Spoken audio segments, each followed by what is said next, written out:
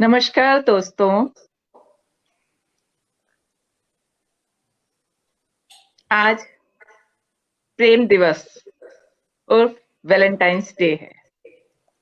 आप सभी को प्रेम दिवस की बहुत बहुत शुभकामनाएं। हमारे साथ हैं वरिष्ठ साहित्यकार पुरुषोत्तम अग्रवाल जी और सुमन केशरी जी। आप दोनों का हार्दिक स्वागत है। बहुत धन्यवाद आपको। हमारे यहाँ 6 ऋतुएं आती हैं। उनमें वसंत ऋतु को राजा की उपाधि मिली हुई है और वो उसको ऐसे ही नहीं मिली, बल्कि बसंत में प्रकृति भी प्रेम से पगी होती है, धरा का नित नव श्रृंगार करती है। इसी ऋतु में प्रेम का इजहार स्वमेव हो जाता है। तो हमारे यहाँ प्रेम आयातित नहीं है, बल्कि आदिकाल से ही प्रेम का आदान प्रदान होता रहा है। तो ये हमारे यहाँ केवल एक दिन के लिए नहीं, बल्कि पूरी एक ऋतु ही प्रेम को समर्पित है। लेकिन आज भूमंडलीकरण का दौर है और इस कारण पूरा विश्व एक कुटुंब की भांति हो गया है। तो त्योहार कैसे अछूते रह सकते हैं। तो इसलिए हमारे यहाँ भी वैलेंटाइंस डे को बहुत मान्यता मिल गई है। अब प्रेम क्या है? प्रेम एक ऐसा भाव है जिसे व्यक्त करते हुए जाने कितने युग बीत गए, लेकिन आज तक कोई उसे परिभाषित नहीं कर पाया, क्योंकि प्रेम किसी भाषा का मोहताज नहीं है। फिर कैसे परिभाषित हो सकता है? ये एक भावना है और भावना के आगे शब्द गौण हो जाते हैं। प्यार, जब आप प्यार में होते हैं तो प्यार शारीरिक होता है, क्योंकि हम इंसान हैं। हम प्यार किए बिना नहीं रह सकते। तो फिर वो अपने हों या पराए, पेड़ पौधे हों, पशु पक्षी हों या इंसान, यहाँ प्यार में भी कई बार अंतर होता है। कभी प्यार में आपको दया मिलेगी तो कहीं करुणा मिलेगी, तो कहीं अगाध स्नेह मिलेगा। तो वास्तव में देखा जाए तो प्रेम और प्यार में भी काफी अंतर होता है। प्रेम प्यार से एक पायदान आगे की अवस्था है, जहां पहुंचने के बाद कुछ पाना शेष नहीं रह जाता, जहां मैं का भाव मिट जाता है और आपको एक सिर्फ वो ही नजर आता है और उसमें आप अपना अक्स विसर्जित कर देते हैं। तो ये हो जाता है एक अलौकिक प्रेम, जो इंसानों के मध्य होना संभव नहीं है, क्योंकि इंसान अपनी जरूरतों के वशीभूत होता है और जब हम किसी के साथ रहते हैं तो उसकी हमें आदत बन जाती है और वो जो आदत पड़ जाती है उससे जब हमें बिछड़ना पड़ता है तो उसकी स्मृति से हम मुक्त नहीं हो सकते। ये मानवीय स्वभाव है जो आगे चल के जब काफी समय बीत जाता है तो आपके स्मृति पर धूल पड़ने लगती है, तो आप थोड़ा बहुत विस्मृत कर देते हैं और वो उत्कटता नहीं रहती जो आपकी शुरुआत में होती है। तो यहाँ पे आके ये सिद्ध होता है कि प्रेम या प्यार जो भी है वो शारीरिक स्तर पे ही संभव हो सकता है। तो इससे हम जान गए हैं कि प्रेम को आज एक उपकरण की भांति जीवन यापन के लिए प्रयोग किया जाता है, ताकि उसका अवलंबन ले इंसान आराम से जीवन सुचारू रूप से व्यतीत कर सके। लेकिन उसके बाद भी एक खोज इंसान की जारी रहती है, और वो खोज क्या है? जिस दिन वो अपने आप को प्राप्त कर लेता है, अपने को जान जाता है, तो उसकी खोज पूर्णता प्राप्त कर लेती है। उस वक्त उसको लिए ईश्वर हो, संसार हो या रिश्ते हो, यहाँ तक कि प्रेम, वो भी कोई मायने नहीं रखता। तो ये यहीं आके बात फिर वही आ जाती है कि प्रेम जो है वो हमारे लिए एक उपकरण है, जीवन यापन का एक साधन है। इसीलिए कहा जाता है कि प्यार को प्यार ही रहने दो, कोई नाम ना दो। बस हम प्रेम को उसी रूप में, प्रेम दिवस के रूप में मनाते हैं। तो ये हम इसीलिए बात करते हैं लौकिक प्रेम की, क्योंकि ये हमारा प्रेम लौकिक ही होता है, लौकिक नहीं हो सकता। तो आज का दिन हम इसीलिए प्रेमियों को समर्पित है। और हम देखते हैं कि हमारे प्रेम के भी कई रूप देखने को मिलते हैं। कहीं प्रेम जो है एक दूसरे के लिए जीने मरने की कस्में खाते हैं और 4 दिन बाद लड़ते दिखाई देते हैं या कट्टर दुश्मन दिखाई देते हैं। या कई बार होता है कि प्रेम में के हमने विभत्स रूप भी देखे हैं। ऐसे में कैसे संभव होता है कि 2 लोग एक बहुत लंबा जीवन प्रेम के सहारे गुजार लेते हैं, कैसे व्यतीत कर लेते हैं, कैसे वो एक अपने खट्टे-मीठे अनुभवों के माध्यम से एक जीवंतता की मिसाल बन जाते हैं।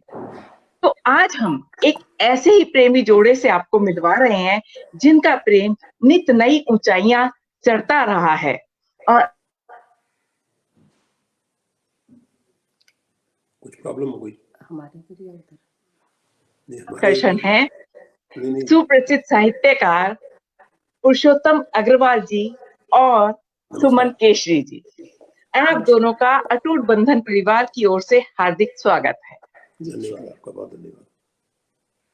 अब मैं आपको मित्रों थोड़ा सा परिचय अपने श्रोताओं को दे दूं।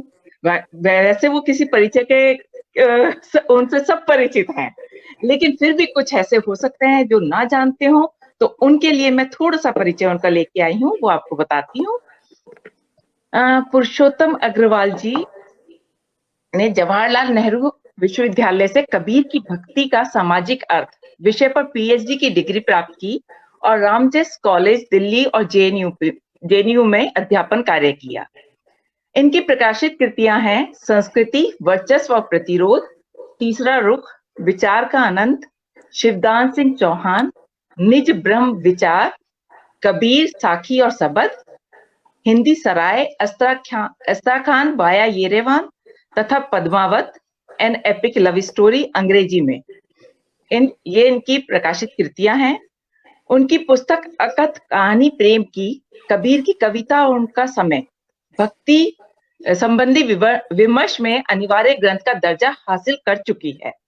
पिछले कुछ वर्षों में प्रकाशित कृतियां जीवंत और विचारोत्तेजक चर्चा के केंद्र में रही हैं, जिनमें शामिल हैं चेंग चुई, चौराहे पर पुतला, पैर घंटी, पान पत्ते की गोट और उदासी का कोना।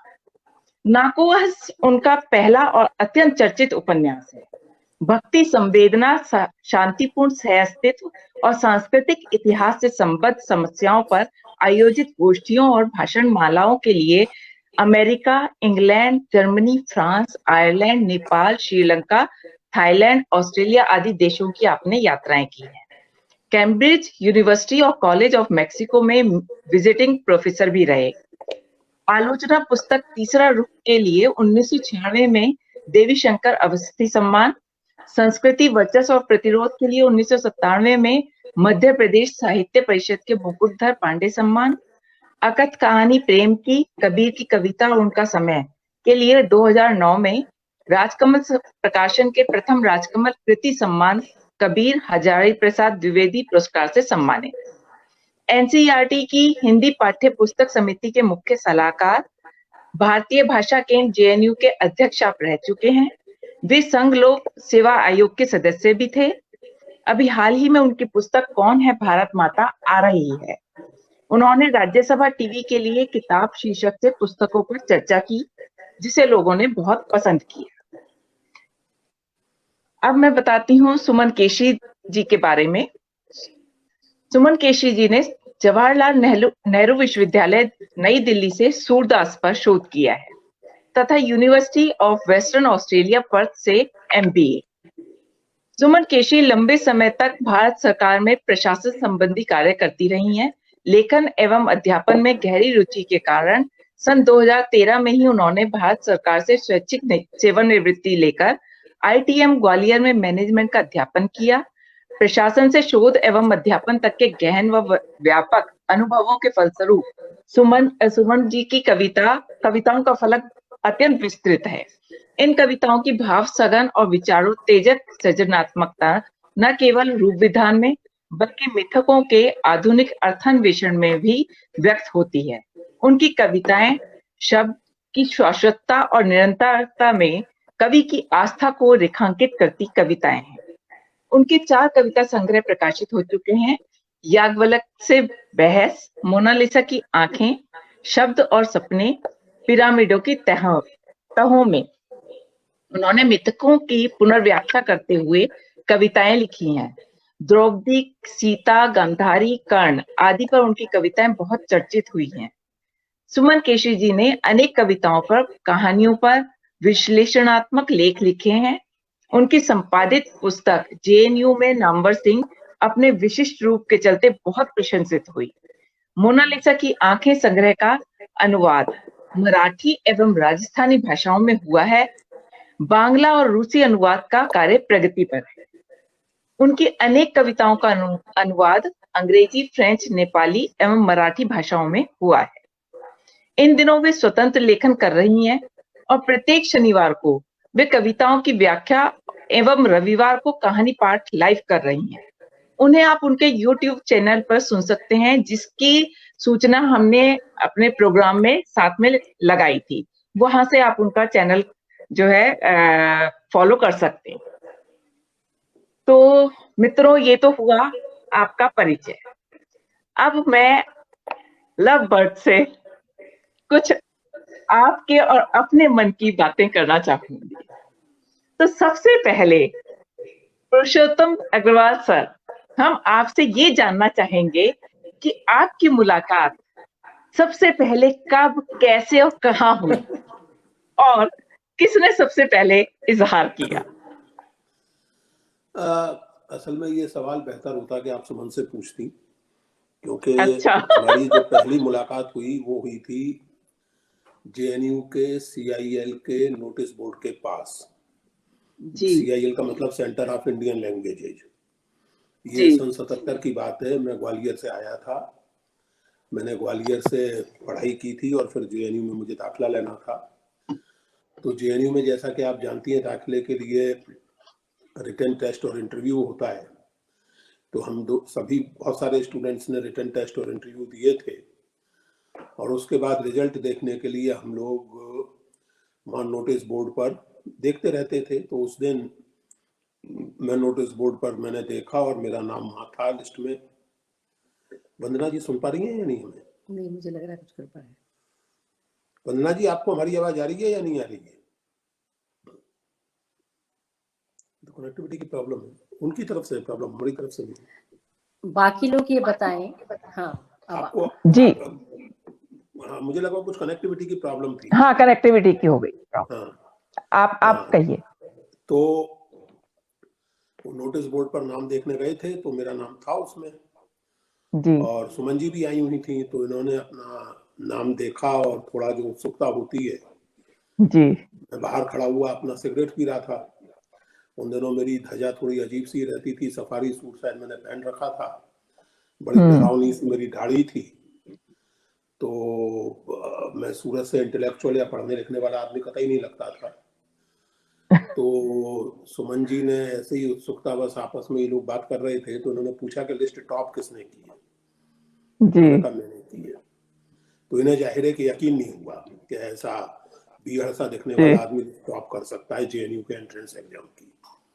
तो उन्होंने मुझसे मेरा नाम पूछा, नाम क्या है आपका? मैंने बताया। तो ये कहीं दौड़ती हुई अंदर नोटिस बोर्ड देखने, और देख करके इनको कंफर्म हुआ कि हाँ भाई, लिस्ट तो इसी आदमी ने टॉप की है।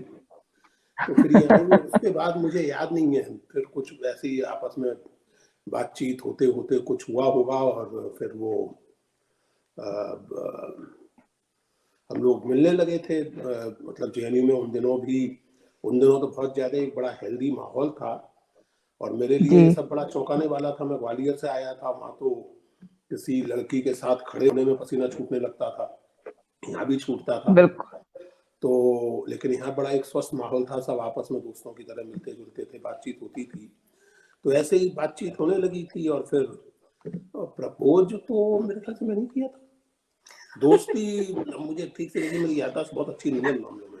ये मुझे याद है कि दोस्ती सुमन जी ने प्रपोज की थी। दोस्ती मैंने कहा था कि तुम दोस्ती, मैं दोस्त, तो मैंने कहा ठीक है।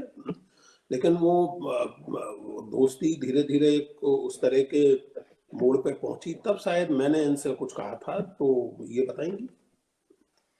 जी बिल्कुल बिल्कुल। हाँ, आवाज थोड़ी तेज कर लीजिए आप लोग।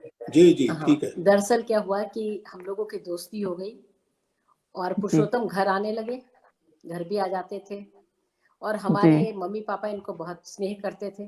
तो एक तरह से तो ठेल ठेल करके, और इनके घर के भी लोग मुझसे आकर के मिल गए, तो जी। मुझे लगता है कि ठेल ठेल करके भी प्यार करवा दिया गया, अच्छा। दोस्ती को बदल दो मतलब प्रेम में। जी, तो घर वालों ने करवा दिया इसका मतलब। हो तो रहा ही था, लेकिन उनको बड़ी जल्दी थी घर वालों को कि हम प्रेम कर ही ले जल्दी से। अच्छा। बल्कि मैं तो तो ये मैंने पूछने वाली थी कि घर वालों का क्या रुख था। क्योंकि वो नहीं, घर दौर वालों का ऐसा रुख था। मैं अपने घर वालों की अगर कहूँ तो मेरे घर वालों को तो बड़ी राहत मिली, अच्छा। क्योंकि उन्हें जो आशंकाएं थी वो ये थी कि अव्वल तो शायद मैं विवाह करूंगा ही नहीं, ओहो। और दूसरी अगर करूंगा तो भगवान जाने कैसी लड़की से क्या कर दूंगा विवाह और लाके खड़ी कर दूंगा कि ये रही आपकी बहू। तो वो इस बात को लेके काफी एक चिंता में रहते थे, आशंका में रहते थे। तो जब मैंने सुमन के बारे में कहा तो उन सबको बड़ी राहत मिली कि एक बड़ी अच्छी घरेलू पढ़ी लिखी व्यक्तित्व संपन्न लेकिन परिवारों के साथ एडजस्ट करने वाली और उस तरह की एक बहुत सुंदर स्वभाव वाली लड़की इसने पसंद की है, तो गनीमत है। तो मेरे घर वालों ने तो जी भगवान को धन्यवाद दिया होगा, दिया ही था। अभी तक मेरी माँ कहती थी बात तक कि हम तो बड़ी राहत हमें हुई कि ये लेकिन ये अरेंज्ड मैरिज नहीं थी, ये बात बहुत जरूरी है समझना। ये जी। और हाँ, वो ही जानना है, वो ही थोड़ा जानना सा है हमें। थोड़ा सा थोड़ा सा रेजिस्टेंस था अच्छा। मेरे घर वालों की ओर से था, सुमन के घर वालों की ओर से कोई रेजिस्टेंस नहीं था, लेकिन मेरे जी। घर वालों की ओर से थोड़ा रेजिस्टेंस था। अब वो अच्छा। जो भी कारण थे उसके आप स्वयं गुप्ता हैं तो आप कल्पना कर सकती हैं कि क्यों रेजिस्टेंस रहा होगा, अग्रवाल जी परिवार में रेजिस्टेंस क्यों रहा होगा उसकी आप बिल्कुल। कल्पना कर सकते हैं। तो, मेरे अगले क्वेश्चन का जवाब आपने यहीं दे दिया। तो वो आप कल्पना कर सकती हैं।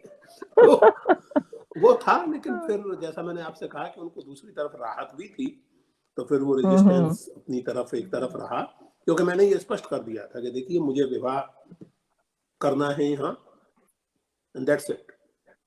जी आपको स्वीकार है तो बहुत खुशी की बात है, नहीं भी स्वीकार है तो आई एम सॉरी, मैं विवाह तो मुझे ऐसी लड़की से करना है, खत्म ही बात।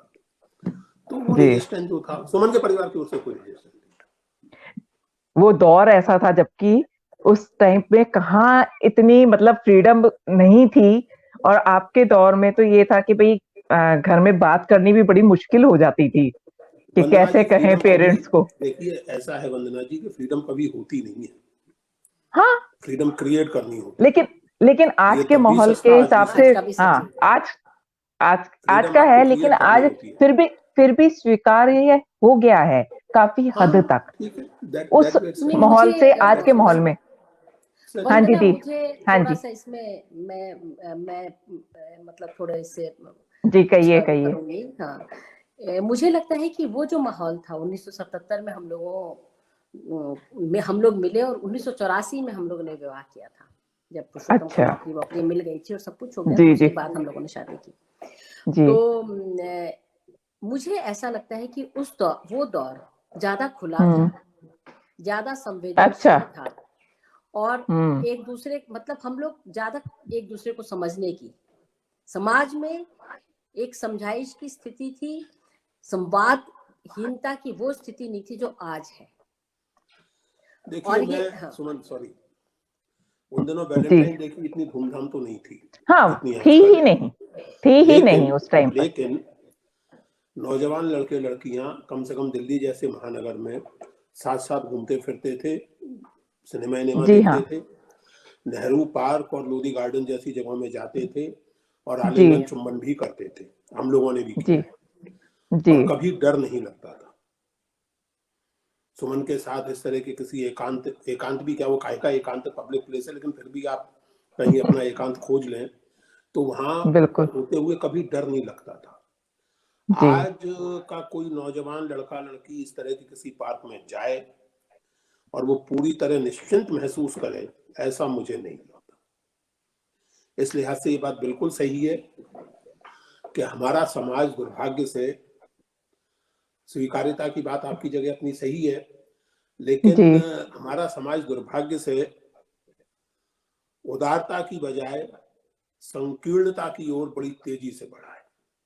स्वतंत्रता है, ठीक है बच्चे, लेकिन आप कल्पना कीजिए कि अगर घर वालों ने तो स्वीकार कर लिया, जो बात मैं कहने की हाँ, कोशिश कर रहा हूँ समाज नहीं हाँ, मैं समझ गई आपकी बात। लेकिन क्या आज इतने सहज रूप से ये संभव है कि एक 20-22 साल का लड़का, एक 20-22 साल की लड़की यूनिवर्सिटी में अपनी क्लास करके या क्लास बंक करके तय करें कि यार चलो चाणक्य में सिनेमा देखेंगे, उसके बाद नेहरू पार्क में थोड़ी देर बैठेंगे और पास में बैठेंगे तो थोड़े घनिष्ठ भी हो जाएंगे।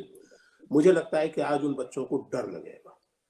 मैं तो अब जाता नहीं नेहरू पार्क उस तरह से, जब जाता हूँ तो उससे इन चीजों से मेरा कोई वास्ता नहीं, लेकिन मुझे लगता है कि जो माहौल है, क्योंकि मैं खुद देखता हूँ कि उस तरह के यंग लड़के लड़कियां मुझे पार्कों में नजर नहीं आती। जब भी मैं हाँ, कभी वो नेहरू पार्कों पार्क में या नहीं लूनी नजर गार्डन आएंगे, जाता हूँ, कहीं और नजर आएंगे सर, जहां दैट्स द तक होल मैं पॉइंट। समझती हूँ। नहीं, दैट्स क्योंकि द होल पॉइंट। हाँ, कहीं और। हाँ, कहीं देखिए और कहीं वही और, देखिए मेरी बात बस समझिए ये। वंदना जी, कहीं और यानी जैसे मॉल जी इज अ हाँ। Secured space. जी mall is not exactly a public space. Mall में हर आदमी नहीं घुस सकता। Mall is a secured space, वहां चौकीदार आपको रोक भी सकता है। Park is a public space, और हम लोग पब्लिक हाँ, स्पेस में अपने प्रेम की अभिव्यक्ति कर सकते थे हमने और कोई मेट्रो में रोकने वाला देखे नहीं हैं, है। मेट्रो में देखे हैं, मुझे ये सुनकर बड़ी बिल्कुल प्रसन्नता हो रही है। अच्छा। इस अगर ऐसा फ्रीडम है के तो साथ मुझे देखे हैं। मुझे हाँ, बहुत खुशी हो किस रही है करते हुए सुनकर। देखे हैं सर, मैंने किस करते हुए देखे हैं, मैंने बल्कि लिखा भी था एक दिन। ये बहुत प्रसन्नता तो की बात है। हाँ, कोई ऐसी बात नहीं, और बल्कि लड़का नहीं कर रहा, लड़की कर रही है, ये और भी खुशी की बात लड़की आगे से। है। ये और भी खुशी की बात और है। हाँ, बहुत बढ़िया। तो वो चीज इसीलिए बता रही हूँ कि जो आज वो फ्रीडम मैं देख रही हूँ, क्योंकि हम जब निकल रहे हैं बाहर तो हमें भी सब चीजें दिखाई देती हैं, और जब दिखाई देती हैं तो लगता है कि यार क्या माहौल, मतलब तब से आज में क्या अंतर आ गया, हमारे टाइम से आज के समय में क्या अंतर आ गया। तो जी जी यहाँ जी आके जी, बहुत लगता है अच्छा, कि हाँ, फर्क आ गया है। बहुत चलिए, ये बढ़िया, तो बहुत लंबा विषय है। तो मैं आपसे एक अगला प्रश्न ये करना चाहूंगी कि आप दोनों वर्किंग थे, तो आपने कैसे सामंजस्य बैठाया, बच्चों की देखभाल हो, गृहस्थी के कार्य हो, वो सब कैसे मैनेज किए। हमारे जो श्रोता है वो भी जानना चाहेंगे कि कैसे प्रेम विवाह इतना सफल रहा और आपने कैसे उसको मैनेज किया। मगर मुझसे आप पूछे तो हमने तो कुछ किया ही नहीं। मतलब कोई हमने इसके लिए कोई वो मैनेजमेंट का कोर्स जैसा तो किया नहीं, जी कोई इस तरह की कोई बड़ी अलग से कोशिश भी नहीं की। एक सीधी सी बात है कि अगर मैं सुबह यूनिवर्सिटी जाता हूँ और दोपहर में लौट आता हूँ, और सुमन हम्म। सुबह जाके शाम को दफ्तर से लौटती हैं, तो दोपहर से शाम तक बच्चे मुझे देखने, जी और उसके बाद शाम को जो बच्चों को खुद माँ की खास करके जरूरत होती है वो तो सुमन को ही पूरी करनी है, उसमें मैं तो कुछ कर नहीं सकता। इसी तरह अगर मुझे कहीं जाना है या कोई ऐसा काम है दिल्ली से बाहर मुझे होना है या सुमन को होना है फॉर दैट मैटर, तो हम लोग तो मतलब मैं सीरियसली कह रहा हूँ आपसे ये कि कोई इसके लिए अलग से प्रयत्न करना पड़ा हो ऐसा तो मुझे कभी लगा नहीं। नहीं, एक इसके साथ मैं दरअसल पुरुषोत्तम की बात में एक हाँ, बात जोड़ना आपसे भी चाहती जानना हूँ। चाहूंगी। हाँ, हाँ, मैं इस एक बात जोड़ना चाहती प्रश्न को हूँ। आपसे जाऊंगी। हाँ, क्योंकि देखिए हमारे जब बच्चे हुए तो मैं सिविल जी सर्विसेज का एग्जाम पास करके नौकरी कर रही थी। ट्रेनिंग के बाद मैंने ट्रेनिंग और वो मिला करके अपना प्रोबेशन पीरियड कंप्लीट किया, तब मेरा बेटा पैदा हुआ प्रोबेशन अच्छा। के बाद। हाँ, क्योंकि जी ये एक तरह की प्लानिंग थी कि वो प्रोबेशन हाँ, के बाद ही पैदा हो, ताकि छुट्टी लेने में या किसी भी तरह से और प्रोबेशन बिल्कुल बिल्कुल। प्रोलॉन्ग ना हो जाए। ठीक है ना, बहुत जी प्लान, हमारे पहला बच्चा बहुत प्लान है। तो एक जो बात मुझे शुरू से ही, जब हम लोगों ने शादी की और इम्तिहान में उन दिनों सिविल सर्विसेज का एग्जाम मैंने शादी के बाद दिया है, अच्छा। शादी के बाद मैंने सिविल सर्विसेज का एग्जाम दिया है। तो जी नेचुरली एक अंडरस्टैंडिंग पुरुषोत्तम की तरफ से भी, और एक उस तरह की जो मतलब एक अंडरस्टैंडिंग मेरी तरफ से, एक तो ये बात थी। दूसरा ये कि जी जब मैंने सर्विस करना शुरू किया जी 1986 में, जब सर्विस मेरी लगी, तो हमारे घर में मतलब पहले तो बहन थी हमारे साथ, उसके बाद फिर हमारे घर में लगातार कोई हेल्प रही क्योंकि जी। पुरुषोत्तम ये कहते थे कि अगर तुम सुबह खाना बनाकर जाओ और सारा दिन ऑफिस में काम, एक रिस्पॉन्सिबल पद पर काम करने के बाद शाम को आओ और फिर से उन्हीं सब चीजों में जुटो, तो ये तुम मतलब तुम कुछ ना पढ़ पाओगी ना कुछ और कर पाओगी, और एक तरह से थकान होगी तो कलह भी होगी घर में। बिल्कुल Obviously, बिल्कुल है ना। तो बिल्कुल। जब मेरी नौकरी लग गई या कुछ हुआ तो हमारे घर में बकायदा बच्चे जब हुए तो एक हमारे साथ हेल्प भी रहती थी। जी। वो बीच बीच में चली जाती थी, बीच बीच में छुट्टी मारती थी। वो तमाम तरह की झंझटें जो होती हैं कि जैसे आपके पास ज्यादा काम हुआ तो हेल्प को जरूर छुट्टी लेनी उस समय, तो वो सब तो बिल्कुल होती बिल्कुल। रही। लेकिन फिर ये जरूर रहा हमारे साथ कि एक तो हमारी छोटी बहन हमारे साथ थी, और दूसरे जैसे कि पुरुषोत्तम ने कहा कि मैं तो सुबह से जाकर शाम को मेरे आने की कोई ठिकाना नहीं होता था। सुबह मैं अपनी कुकिंग वगैरह करती, मुझे नहीं मालूम कि मैं जब जाऊंगी तो मेरी हेल्प आएगी कि नहीं आएगी, तो मैं कुकिंग वगैरह करके चली जाती थी, बच्चों के लिए लंच वंच भी बना जाती थी, थोड़ा बहुत कर जाती थी। और शाम को मतलब उसके बाद पुरुषोत्तम उन्हें देखते थे। फिर जी। एक दिन भी ऐसा नहीं हुआ, पुरुषोत्तम और छोटी बहन हमारे देख लेते थे, एक दिन भी ऐसा नहीं होता था मेरे साथ कि मैं जब लौटूं तो मुझे इनके कपड़े जो उसमें बाथरूम हो या लैट्रिन वाले कपड़े मुझे कभी देखने को मिले हो। वो मुझे साफ सुथरे धुले हुए डेटॉल लगे हुए मिलते थे। फिर जी। जरूर होता था कि उसके बाद मेरे पास एक तरह से डबल ड्यूटी हो जाती थी, क्योंकि बच्चे मुझसे चिपकना चाहते थे।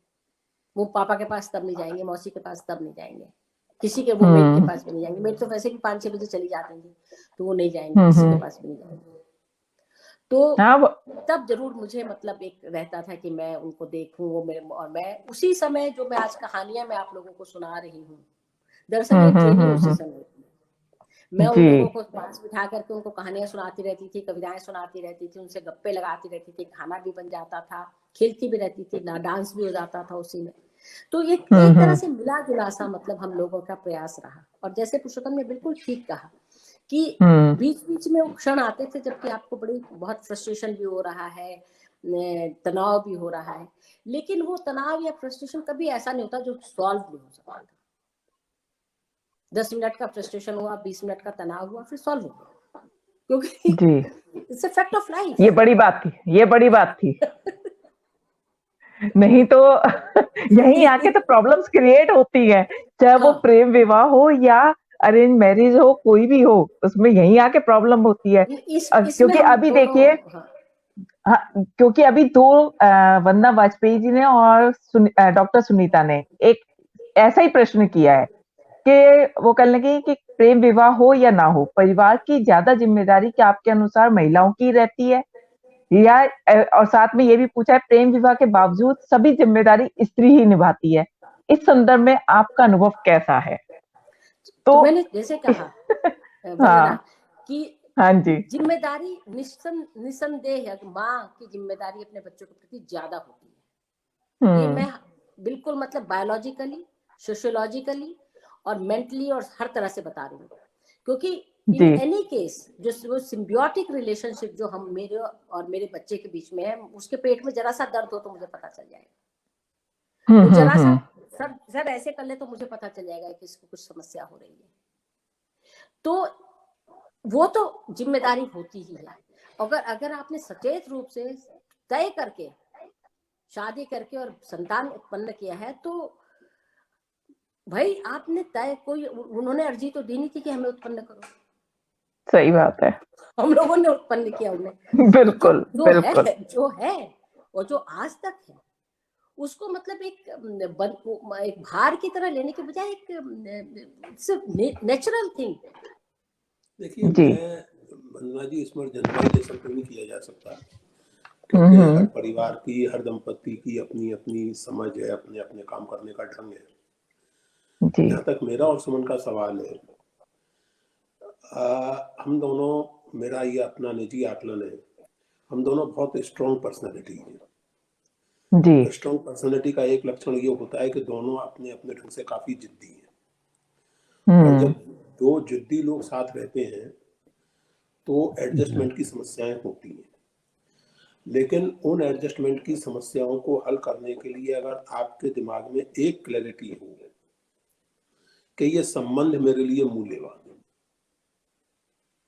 मेरा अपना ईगो मेरे लिए महत्वपूर्ण है, मूल्यवान है, लेकिन इस व्यक्ति के साथ मेरा संबंध बहुत महत्वपूर्ण है, और मैं इस संबंध की कीमत पर अपने ईगो हैसल्स को मेंटेन नहीं कर सकता। ये समझ अगर मेरे दिमाग में स्पष्ट है और उसी तरह सुमन के दिमाग में स्पष्ट है, तो अपने सारे जिद्दीपन के बावजूद परस्पर वाद विवाद संवाद से रास्ते निकल आते हैं। तो बहुत बड़ी बात तो कही आप। मैं ऐसा कुछ नहीं कहता कि हमारे बीच झगड़े नहीं हुए, खूब जबरदस्त झगड़े हुए हैं, खूब जोर जोर से झगड़े हुए हैं, लेकिन मैं तो देखिए देसी आदमी हूँ। मैं यही क्वेश्चन आपसे रखने वाली हूँ कि तो आपके झगड़ों का स्वरूप कैसा रहता है, मतलब लंबा खिंचता है या रात गई वाला होता है? वो बताऊंगा, लेकिन मैं तो बहुत साधारण देसी आदमी हूँ, बहुत पढ़ा लिखा तो हूँ नहीं। तो मैं तो सीधी सी बात ये जानता हूँ कि ना तोकूं और ना मोकूं ठोर। ठीक है ना? तो बिल्कुल सही, बिल्कुल सही। ना तोकूं और ना मोकूं ठोर, कुछ कर ही बिल्कुल बिल्कुल झक मार के वहीं आना है।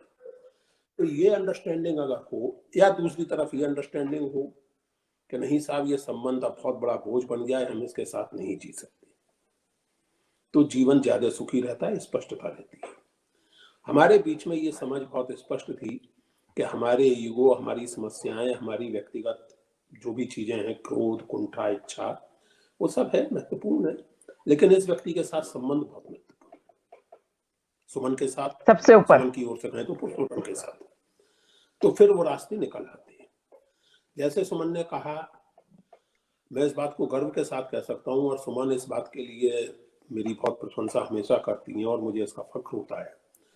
सुमन जिस समय ऑस्ट्रेलिया गई थी एमबीए करने के लिए, साल भर के लिए, तो हमारी आर्थिक स्थिति भी कोई बहुत अच्छी नहीं थी। सुमन जी स्कॉलरशिप पे गई थी, मैं जेएनयू में पढ़ाता था, और जो अभी बता रही हैं सुमन जी हमारी डोमेस्टिक हेल्थ के बारे में, वो महीने में 10 दिन आ जाए तो गनीमत होती थी, वो 20 दिन गायब रहती थी, और बच्चे छोटे थे।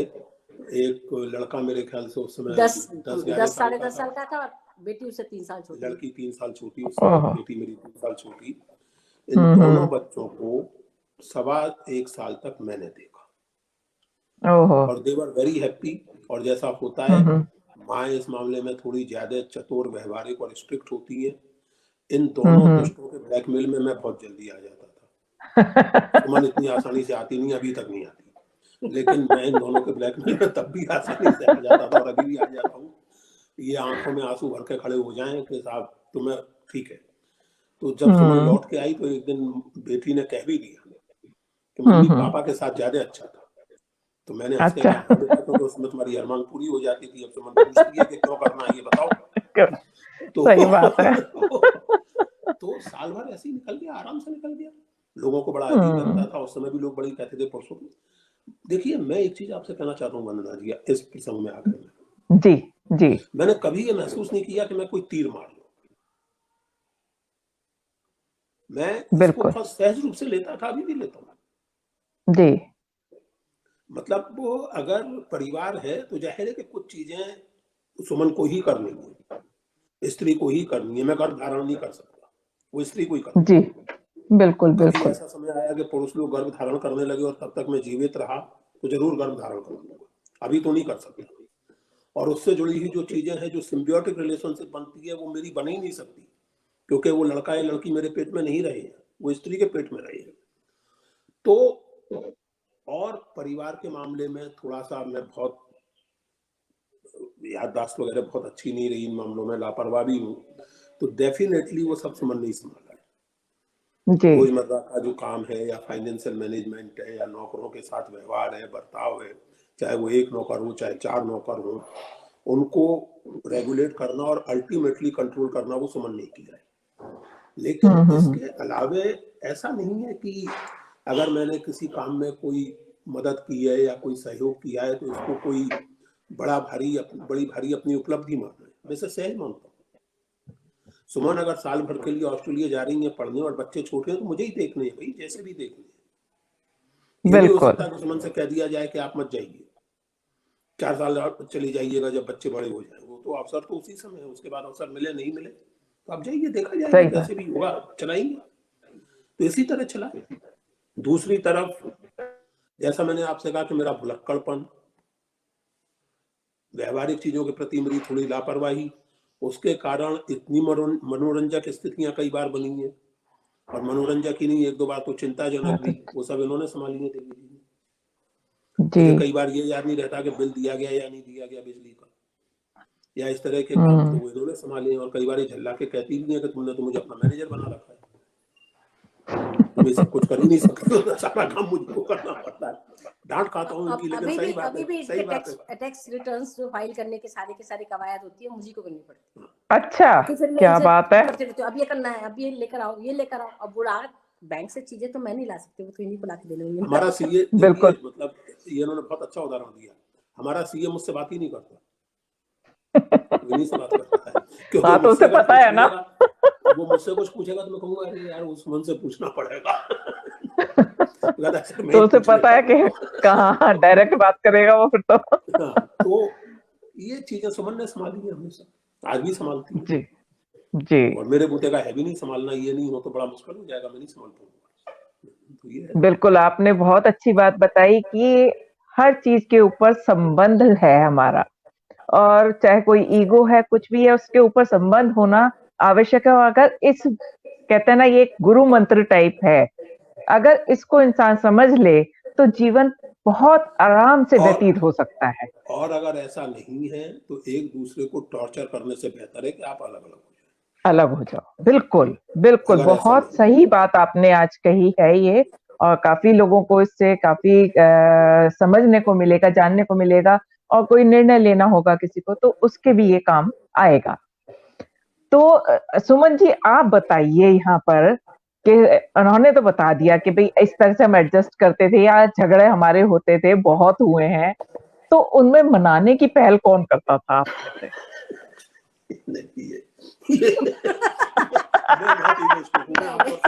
मुझे तो ये बताते हैं भूख फुला रहेगा, अच्छी भी नहीं लग रही तुम देखने में। भूख लग रही है, कुछ खिला दो।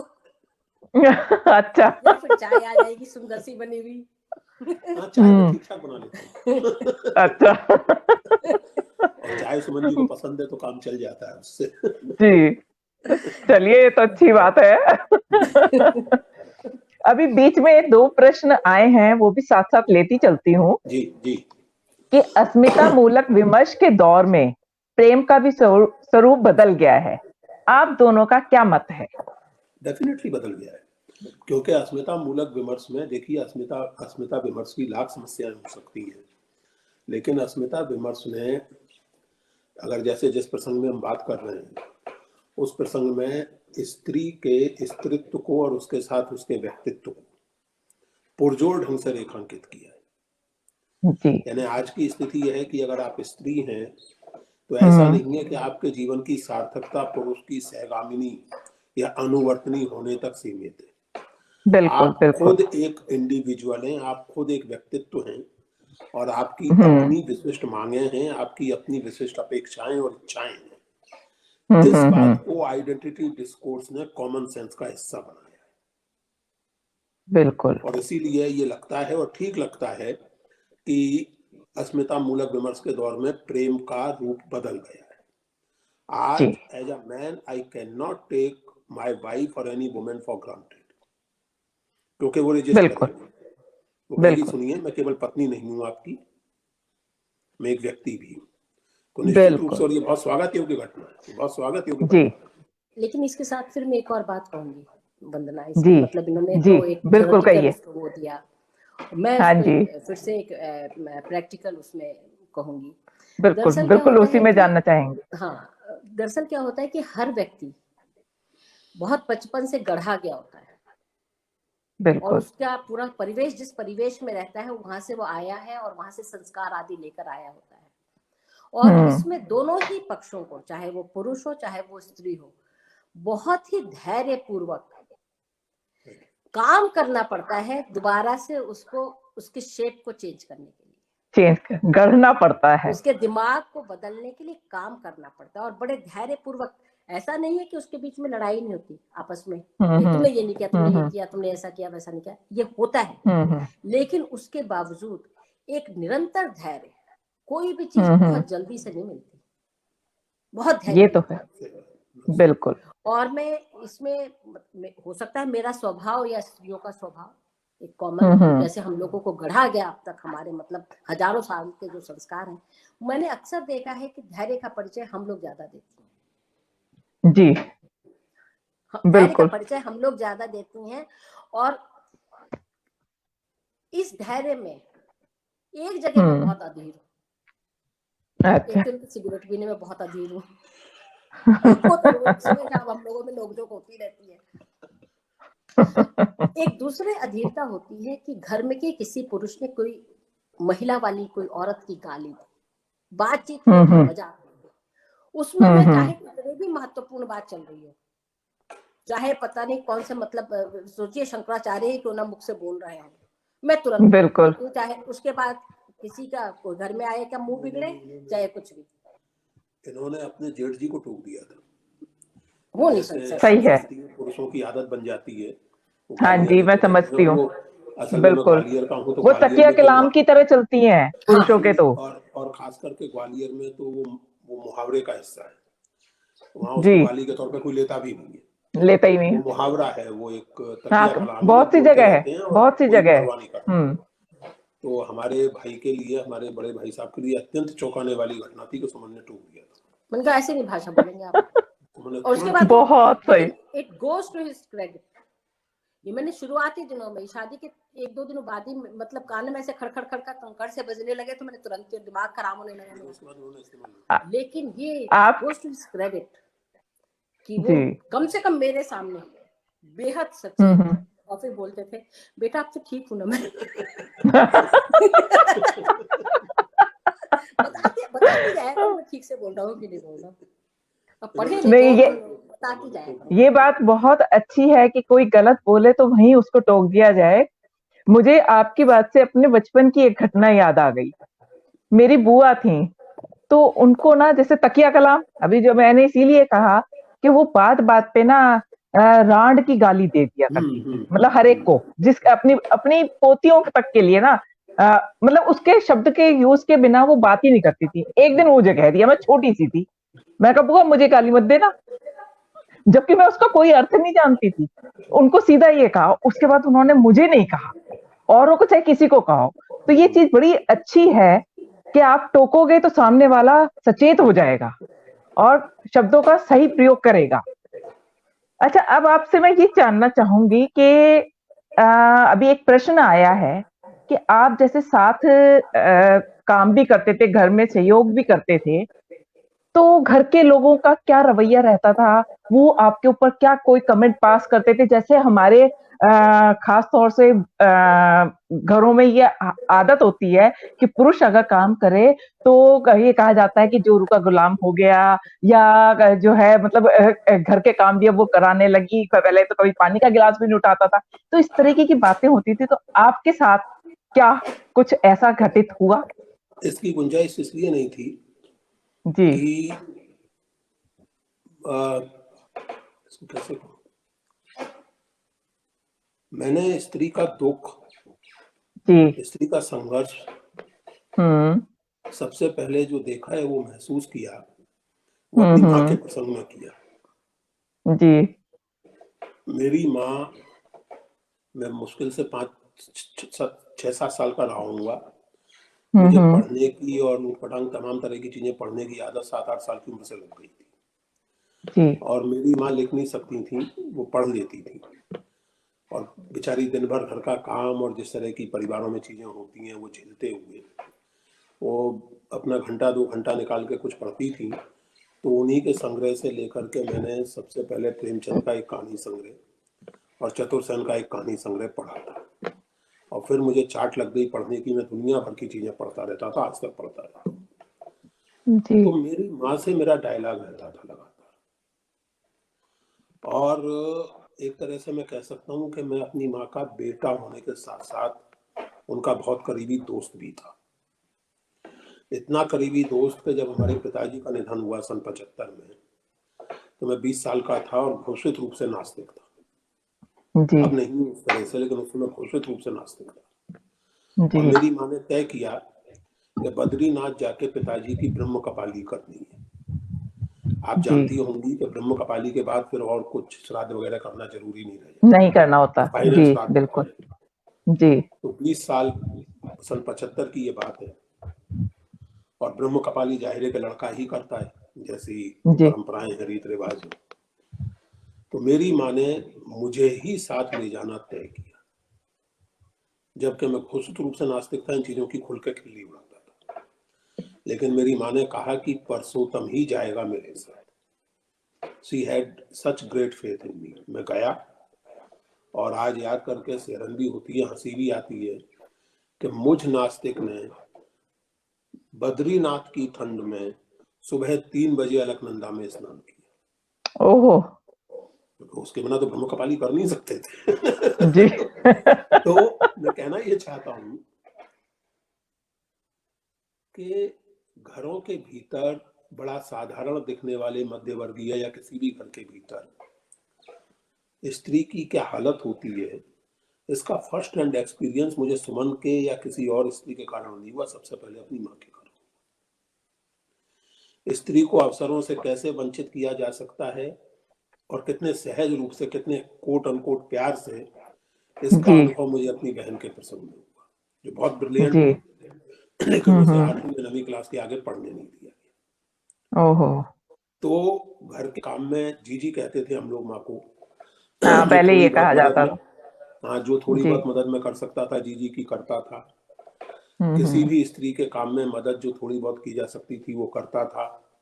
हम्म तो घर वालों को पता था, जो आपने अभी मुहावरा इस्तेमाल किया, तो मेरे घर वालों को, भाइयों को, और ब्रॉडर फैमिली को, वाइडर फैमिली को भी पता था कि ये तो आगे चल के निश्चित रूप से जोरू का गुलाम ही बनने वाला है। तो इसको अलग से कहने की जरूरत ही नहीं, जरूरत ही नहीं पड़ी मतलब वो तो हाँ, किसी को अटपटा नहीं लगा, लोगों ने मुझे सुमन पहले जी ही, कह हाँ कहते पहले ही देखा था। शामिल हो गया था। हाँ, तो वो इसलिए मुझे ये प्रॉब्लम कभी, नहीं दूसरा फेस फिर ये करनी पड़ी। कि मेरे मुंह पर पीठ पीछे कोई कहता हो तो कहता हो, मुंह पर हम्म। कोई ये बात कह सके, और उसकी गर्दन सलामत रह ले, इतना अच्छा स्वभाव मेरा है नहीं कि कोई मुझे मुंह पर ये कह ले और पलट के उसको जवाब ना मिले। इतना अच्छा स्वभाव मेरा तब तो बिल्कुल ही नहीं था, ईश्वर की कृपा से अभी भी इतना अच्छा स्वभाव मेरा नहीं है। तो मेरे जी मुंह पे तो किसी के कहने का सवाल ही नहीं पैदा होता। जी बिल्कुल, होना भी यही चाहिए। और आजकल तो थोड़ा बदलाव इस नहीं, नजरिए आया है, में बहुत आ गया बदलाव है, आया है, बहुत आया है, बहुत आया डेफिनेटली। है अब तो लेकिन एक मैं अब, ट्रेडिशनल परिवार के, वंदना, ट्रेडिशनल हाँ हाँ परिवार हाँ के थे तो बिल्कुल। खाना वाना जैसे इनको बनाना नहीं, अभी तक नहीं आता। अच्छा अभी तक तो नहीं आता। हाँ, अभी नहीं तक नहीं, नहीं उसका आता। तो देखिए वंदना जी, मेरी जिद है। जिद है। अच्छा जिद नहीं, उसका कारण है। मुझसे ये सवाल एक बार, मैं खाने पीने का काफी शौकीन हूँ, मेरा स्वास्थ्य देख के सब लोग समझ सकते हैं, बढ़िया खाना खाने का मुझे खूब शौक है। शाकाहारी हूँ, लेकिन शाकाहार में बढ़िया खाना खाना मुझे बहुत अच्छा लगता है। तो मैं मैक्सिको में था उन दिनों, ये कोई जी 18 साल पहले की बात है, 2002 की। तो मैं खाना वाना खा के, मैंने बहुत तारीफ की खाने की। तो एक देवी जी ने मुझसे पूछा कि पुरुषोत्तम, तुम खाना इतना पसंद करते हो, बनाना क्यों नहीं सीखा तुमने? तो मैंने कहा इसीलिए नहीं सीखा क्योंकि अपना बनाया मुझ पर खाते नहीं बनता। तो एक दो बार बनाया और अपना बनाया खाया, खाया नहीं गया मुझ पे, तो छोड़ दिया। तो वंदना, मैंने जो काम किया ना, जैसे बता रहे हैं ये बिल्कुल, मतलब जैसे जिद बोल रहे हैं या कुछ भी, मैंने अपने बेटे को 4 जी साल की उम्र में, हाँ, मेरा बेटा बढ़िया खाना बनाता 3 साल की उम्र में मैं उससे बोल देती थी, जब मनु पैदा हुई तो मैं बोल देती थी, बेटा अपने खिलौने समेटो, झाड़ू लगा दो, तो समेट वमेट करके रख लेता था, जितना कर सकता था एक 3 साल का क्या बच्चा। छोटा बच्चा। 4 साल के उम्र में, अब मैं सोची, हमने बताया ना कि हमारी मेड कैसे आती थी, तो जी जैसे जी मैं जी बर्तन मांज रही हूँ तो मैं कुर्सी लगा के उनको खड़ा कर देती थी, खीर वगैरह कुछ बनते थे, वो बेचारा चलाता रहता था कुर्सी पर खड़ा होकर। हम्म और ये मैंने उसको उसलिए उतना उसी समय से उसको, मतलब एक तरह से काबू में करना शुरू किया मतलब बांधना, क्योंकि मैं जानती थी मतलब मैं परेशान हूँ, मेरी बहू ना परेशान हो। बिल्कुल और मैं इतना लायक, मतलब वो बच्चा, उसकी कमरा देखेंगे आप तो बोलेंगी कि क्या कमरा है उसका, और अच्छा उसके हाथ का खाना खाएंगे तो आप बोलेंगे कि वाह। वो बकायदा मतलब रेसिपीज मुझसे लेता है कि कैसे करेंगे, क्या करेंगे, मुझे बता नहीं, दो। उसने खाना बनाने का शौक डेवलप कर लिया तुम्हारी वजह से। उसको खाना खाने के साथ साथ बनाने का भी शौक डेवलप हो गया। मुझे केवल खाने का, बनाने का नहीं डेवलप हुआ। और उसको खाने का भी शौक है, बनाने का भी है। इस समय वो यूएसए में पढ़ाई कर रहा है, तो अभी जब मैं पिछले दिनों उसके साथ था तो उसने साथ जी। रोज मुझे एक से एक बढ़िया खाना बना के खिलाया। उसको खाना खिलाने में भी आनंद आता है, जैसे अच्छी महिलाओं को आता है, तो बढ़िया खाना बनाता है, खिलाता है। बाकी देखिए, घर की सफाई करना, बर्तन धोना, कपड़े मांजना, बर्तन धोना, कपड़े धोना, ये सब मैं कर सकता हूँ और मुझे करने में कोई संकोच नहीं है। मेहनत के किसी काम में मुझे कोई संकोच नहीं है। मैं जी पब्लिकली भी जी कर सकता हूँ। मुझे कोई इस बात की वो नहीं है समस्या कि मैं कपड़े सुखा रहा हूँ और कोई पड़ोसी देख लेगा तो क्या कहेगा। कोई परवाह नहीं है। खाना बनाने में मेरी रुचि नहीं है। चाय बना लेता हूँ, कभी कभार ऑमलेट बना लेता हूँ, एंड दैट्स ऑल। उसके बाद जी। भैया अगर कोई खिला देगा तो ठीक है, नहीं तो कोई बात नहीं, डबल रोटी खा लेंगे। हाँ डबल रोटी खा लेंगे। खाना वाना बनाना कोई मुझे बात नहीं है। बिल्कुल बिल्कुल। तो मैं आपसे एक बात और जानना चाहूंगी, क्या हमने आपने देखी है एक फिल्म थी अभिमान, अमिताभ बच्चन और जया भादुड़ी की। अब आप प्रश्न समझ गए हैं कि एक फील्ड में होने के बावजूद तो पति पत्नी के मध्य ईर्ष्या पनप जाती है, और आप दोनों साहित्यिक भी रहे हैं। तो क्या कभी एक दूसरे की प्रतिभा से आपको कोई ईर्ष्या हुई, या एक दूसरे को आगे बढ़ने से रोका, या उससे खुश हुए, या उसको प्रमोट किया? प्रमोट तो कतई नहीं किया। अच्छा। जिसे प्रमोट करना कहते हैं शाब्दिक जी अर्थ में, उसमें कभी नहीं किया। जी। मैंने कभी किसी से नहीं, नहीं कहा प्रमोट कि वो वाला भैया, प्रमोट नहीं कह रही। प्रमोट का अर्थ वो प्रमोट नहीं कह रही कि आपका भाई मतलब आगे एनकरेज बढ़ने के किया। लिए प्रेरित, हाँ प्रेरित हाँ किया। प्रेरित, वो डेफिनेटली। प्रेरित। नहीं नहीं, प्रेरित, वो देखिए प्रेरित तो बहुत अच्छी तरह किया। प्रेरित तो इस तरह किया, और मैं भी कभी कभार करता हूँ, लेकिन सुमन जी की शैली है कि जैसे मान लीजिए कि मुझे कोई असाइनमेंट करना है, कोई पेपर लिख के देना है या कोई काम करके देना है, तो सुमन जी वैसे बहुत ही डेमोक्रेटिक महिला हैं। कभी लैपटॉप में झांकने नहीं देखती, कभी मेरी टेबल के आसपास नहीं मंडराती कि मैं क्या कर रहा हूँ क्या नहीं कर रहा हूँ।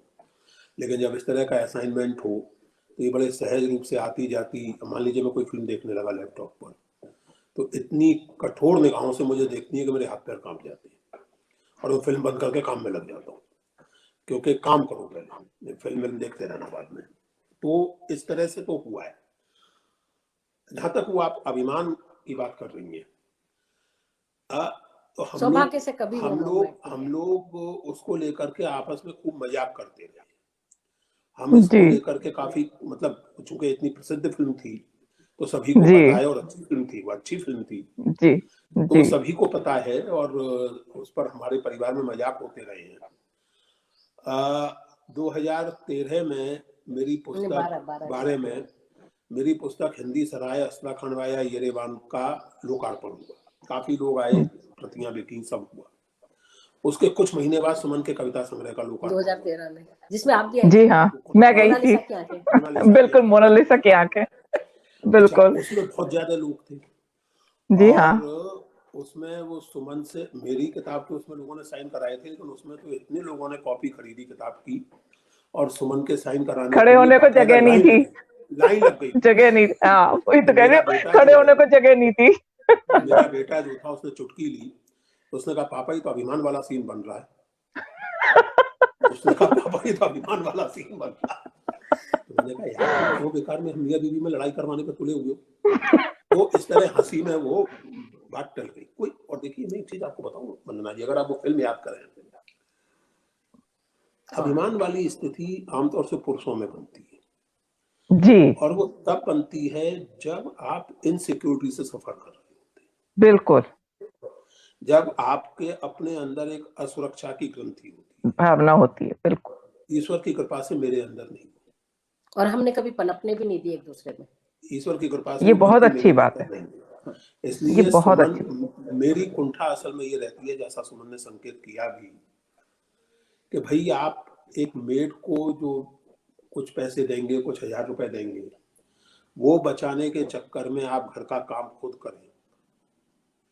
तो मेरा इनसे ये कहना था, और अभी भी है, कि आप कुछ भी मत कीजिए, कुछ मत लिखिए, कुछ मत पढ़िए, कोई थर्ड रेट सीरियल देखिए बैठ के मेरी वजह से, या ऐसे ही पड़ी रहिए आंखें बंद करके। लेकिन ये बर्दाश्त नहीं कर सकता मैं कि आप दफ्तर से आए और फिर घर के काम में लगे। You must have some free time. बिल्कुल जब बिल्कुल हमारी आर्थिक स्थिति बहुत अच्छी नहीं थी तब भी हमने इस बात का ध्यान रखा।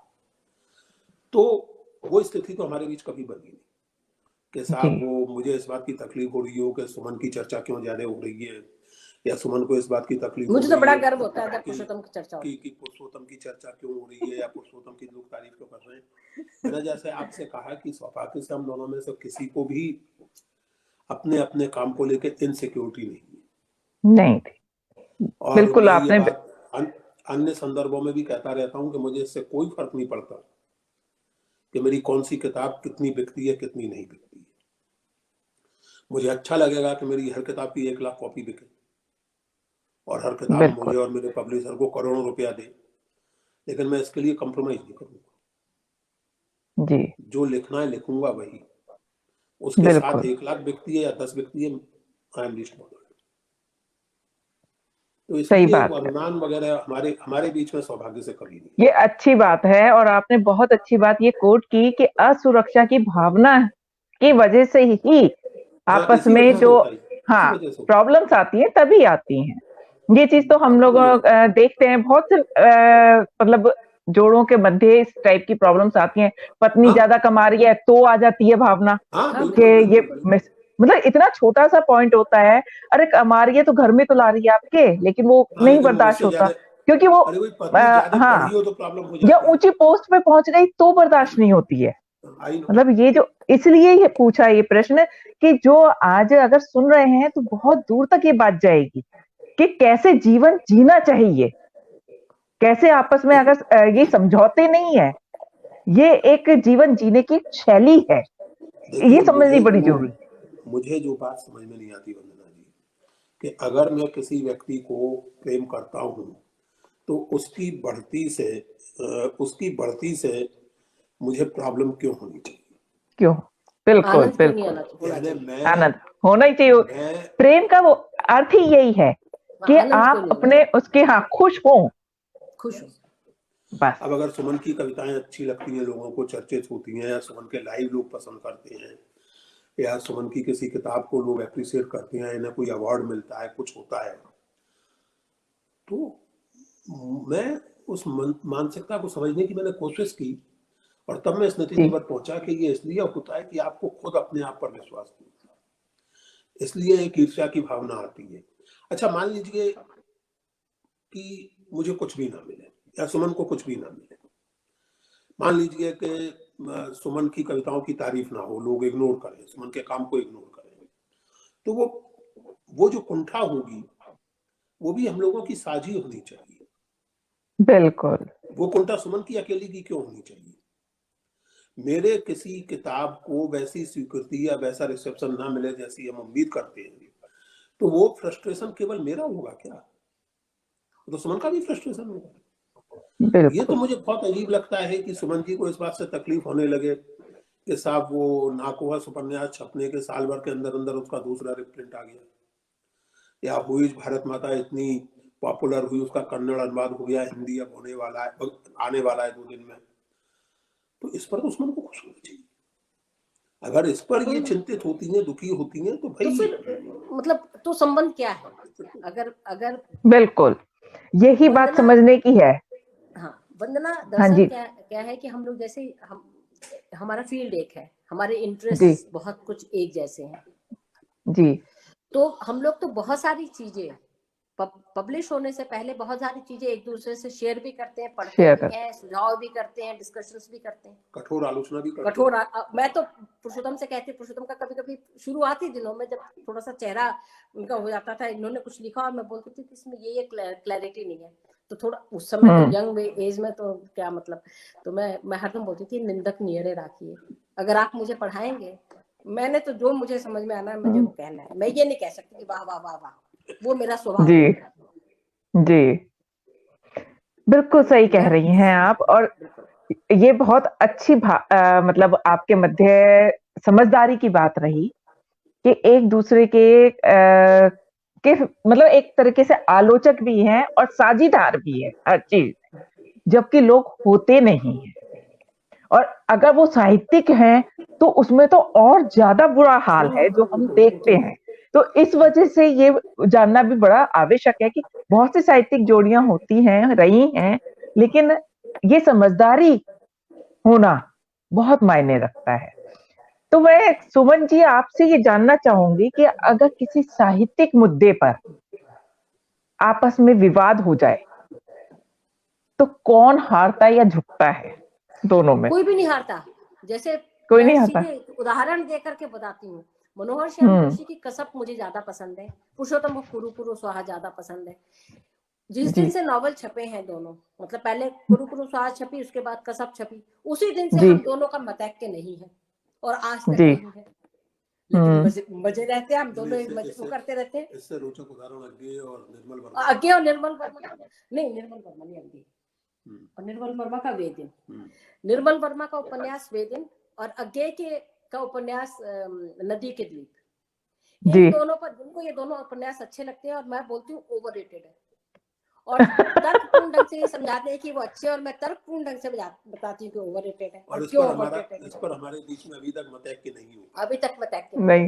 मैं अभी भी नहीं मानता कि वेदिन और नदी के द्वीप ओवररेटेड है। तो जब उस पे संवाद होता है आपका या बहस होती है तो कौन चुप करता है? पहले नहीं, वो तो कोई काम आ जाता है, कुछ हो जाता है। अच्छा बात करके अच्छा वो कर देते हैं, ठीक है। उस तरह के चुप करने की पहल तो यहाँ थोड़ा हम फर्क करें। एक तो बहस की स्थिति होती है, एक झगड़े की। कई बार झगड़ा भी होता है, वो ऐसी चीजों पे नहीं होता। वो मान लीजिए इस चीज पर कि भाई तुमसे ये काम कहा था, तुमने अभी तक नहीं किया, या मान लीजिए कि फलाने व्यक्ति से इस तरह व्यवहार करना था, तुमने गलती की और अब इसका नुकसान हुआ, या घर में किसी मान लीजिए बेटे बेटी से कुछ कह दिया और उसने वो उखड़ गया, तो फिर ये तुमने ये गलत किया। तो वो चीजें कई बार एक तरह के झगड़े जैसी स्थिति में बदलती हैं, जोर जोर से बोलने लगते हैं, आप चिल्लाने लगते हैं। तो उसमें मैं ये कहूँगा कि लगभग 50-50 हम में से एक विड्रॉ कर देता है। इतनी मैच्योरिटी हम लोगों में है। नहीं, जिसको भी महसूस होता है कि उसकी गलती है, वो चुपचाप हो जाता है, वो खुद चुप। जरूरी नहीं है, मतलब हो सकता है कि तुम्हें लग रहा हो कि गलती तुम्हारी नहीं है, लेकिन तुम ये सोच करके कि अब इस समय बात करने से फायदा नहीं है, गुस्से में बात करने से कोई लाभ नहीं होता। गुस्से में अगर मैं हूं तो मैं अपनी बात सही साबित करने के लिए अड़ा रहूंगा, इसी तरह आप अड़ी रहेंगे या कोई भी अड़ा रहेगा। तो ये मैच्योरिटी ये हमेशा नहीं थी, ये मैं बहुत ईमानदारी से कहूँ। ये ऐसा नहीं कि हम पहले दिन से इतने मैच्योर थे। मतलब शुरू में तो कई वर्षों तक हम लोग बाकायदा घंटों तक, कभी कभी तो आप सोच के मुझे हंसी आती है कि कितनी ऊर्जा थी हमें बहस करने की और झगड़ने की। तो घंटों तक हम झगड़ते रह सकते थे, बिल्कुल तुच्छ बातों पर, फालतू बातों पर। लेकिन अब पिछले मेरा ख्याल है 7-8 साल में, 10 साल में इतनी मैच्योरिटी आई है कि अगर मुझे लगे कि इस समय सुमन का दिमाग बहुत गर्म है, नहीं सुनेगी, तो मैं किसी ना किसी बहाने बिठा करूंगा। अच्छा ठीक है, मैं निकल रहा हूँ, मुझे जाना है, या कुछ सुबह चुप बैठ जाऊंगा। और उसके बाद मैं उकसाऊंगी नहीं कि तुम बोलो। थोड़ी देर बाद फिर वो बात अपने आप आ जाएगी, हो जाएगी। कोई एक दूसरे को उकसाता नहीं कि नहीं तो अभी जवाब दो, अभी जवाब दो। वो बिल्कुल। जहां तक एकेडमिक या थ्योरेटिकल या लिटरेरी डिबेट्स का सवाल है, उनमें तो मेरे और सुमन के बीच ही क्या, मतलब लिटरेचर में भी ये चीजें इसलिए थोड़ी महत्वपूर्ण होती हैं कि इस पर कोई फैसला हो गया। ये महत्वपूर्ण इसलिए होती है कि उसमें कुछ नया कहीं देखने को मिलता है। जब सुमन ये कहती है कि वेदिन ओवररेटेड है, तो मुझे एक नए सिरे से प्रेरणा मिलती है कि सोचूं कि यार वाकई ऐसा है तो नहीं, कहीं ऐसा तो नहीं कि चूंकि वेदिन मैंने सबसे पहले तब पढ़ा था जब मैं 17-18 साल का था, और उस समय पढ़ी हुई चीजों का एक गहरा रोमांस बन जाता है, एक गहरा असर बन जाता है। तो हुआ था ये 3-4 साल पहले, मैंने सुमन से कहा कि ये बात मुझे लगती है कभी कभी, तो मैं एक बार फिर से पढ़ता हूँ वेदिन और फिर तुमसे बात जी तो मैंने पढ़ा, और सुमन जी ने बड़ी उम्मीद के साथ पूछा कि आप क्या राय है। मैंने कहा वही राय है जो पहले थी, आप गलत है, ये ओवररेटेड उपन्यास नहीं है। घूम फिर के वही दुनिया को। मैंने कहा कि मुझे अपनी राय बदलने की कोई लेकिन मुझे तो ठीक है, वही मैं कह रहा हूँ आज भी मैं कायम हूँ जी। तो इसी से मैं यही आगे इसी बात को आगे बढ़ाते हुए मैं ये पूछना चाहूंगी आपसे कि विवाह के उपरांत अब आप कह रहे हैं कि तो उसमें आपको कभी ऐसा लगा कि आप बता रहे हैं ना कि हमारी बहुत लंबी लंबी बहसें हो जाती थी, कई घंटे भी चल सकती थी, तो कभी ऐसा लगा आप दोनों को कि हम दो दिशाएं हैं, हम कैसे एक हो गए, या कभी अपने निर्णय पे पछतावा हुआ हो या कुछ ऐसा सोचा हो आपने देखिए, किस समय? मैं इसका बहुत फ्रैंक उत्तर दूंगा, वो पहले ही दे जी। चुका हूं मैं। जो भी व्यक्ति, हम में से कोई भी व्यक्ति जो विवाहित है और जिसको वैवाहिक जीवन का उतना लंबा अनुभव है जितना हम लोगों को, लगभग आज जी। इतने 30-35 साल विवाहित हुए हो गए, जी। देखिए जब झगड़ा होता है और खास करके जब माथा गर्म होता है और जो नौजवानी में, तो हम्म। सचमुच ये लगता है कि दफा करें इसको या दफा हो जाए खुद। जी। और आदमी लगता है कि, और ऐसी बातें लोग कह भी देते हैं, जरा याद कीजिए अपने खुद के कि तुमसे विवाह करने से तो बेहतर था कि मर जाते, तुमसे विवाह करने से तो बेहतर था कि रेल के आगे कूद जाते या कोई मतलब चुड़ैल पकड़ लाते। इस तरह की लैंग्वेज हम लोगों ने नहीं बोली, लेकिन भावना हाँ, वही हम लोगों ने होगी, नहीं भावना बोली। वही। लेकिन जैसा मैंने आपसे अभी कहा कि हम कितनी भी तीखी बातें एक दूसरे से कह दें, और मैं एक चीज आपको बताऊं वंदना जी और आपके श्रोताओं को, प्रेम की एक बड़ी भारी विडंबना होती है, और जी। विडंबना ये होती है कि जब आप प्रेम में क्रुद्ध होते हैं तो खोज खोज के ऐसी बातें लाते हैं, खोज खोज के ऐसे शब्द बाण छोड़ते हैं कि जो आपका प्रेमी है उसका सीना चाक हो जाए। बिल्कुल। इतनी बेहुदा और कड़वी बातें आप प्रेम में दूसरे से कहते हैं, क्रोध में मतलब घृणा में नहीं कहते, क्योंकि आपको मालूम है कि कौन सा इसका वो, यानी आपको मालूम है कि जिस पर आप अटैक कर रहे हैं उसका नाभि कुंड, उसका अमृत कुंड कहाँ है। तो मैं कोई ऐसी बात कहूंगा जो मुझे पता है कि सुनकर सुमन तिल मिला जाएंगी, सुमन कोई ऐसी बात कहेंगी कि जो जानती है कि सुन के ये छटपट आ जाएगा, तिल मिला जाएगा। ये सब होता है, हमारे बीच में भी हुआ है। अच्छा। लेकिन जी। हुआ है, बिल्कुल हुआ है। लेकिन जी। एक चीज हम दोनों के दिमाग में, हमारे अवचेतन में बड़ी बदमूल रही, और वो मैंने आपसे पहले ही कह दिया, जी उसी की हाँ। वजह से हम इतने झगड़ने के बाद, इतनी तीखी, इतने वैसे करने तीखे, के बाद वैसे ही नहीं, तीखे अनुभवों के बाद साथ हैं और एक दूसरे के साथ एक आपके उसमें कहें तो अटूट बंधन, जी। उसका कारण यही है कि ये realisation, it it it it it always was deep down that this person is inevitable for my life. बिल्कुल। बिल्कुल। जो मैंने आपसे कहा यही अपने देसी ढंग यही से, मूल है। बिल्कुल। देसी ढंग से जो मैंने आपसे कहा कि ना तू कूं और ना मुंह कूट, बिल्कुल। बिल्कुल। तो वो झक मार के लड़ झगड़ के आना यही है।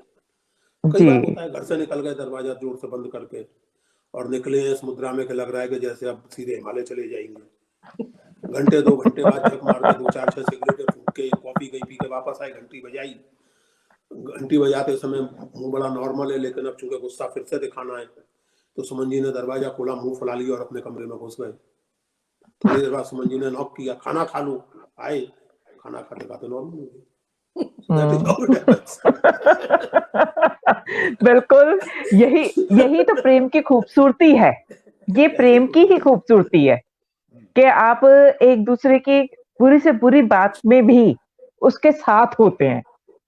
ठीक है, ऊपर से दिखावा है, लेकिन अंदर से आपको पता नहीं नहीं, है वो कि मैं दिखावा नहीं इसके है, बिना ना दिखावा दिखावा नहीं नहीं है, दिखा वो गुस्से गुस्सा का। बहुत जेन्युइन है। देखिए गुस्सा, हाँ वही कह रही हाँ, हूँ कि जेन्युइन गुस्सा गुस्सा है है, ना, तभी तो लेकिन अंदर प्रेम भी है, अंदर प्रेम है, सबसे ऊपर यही प्रेम है।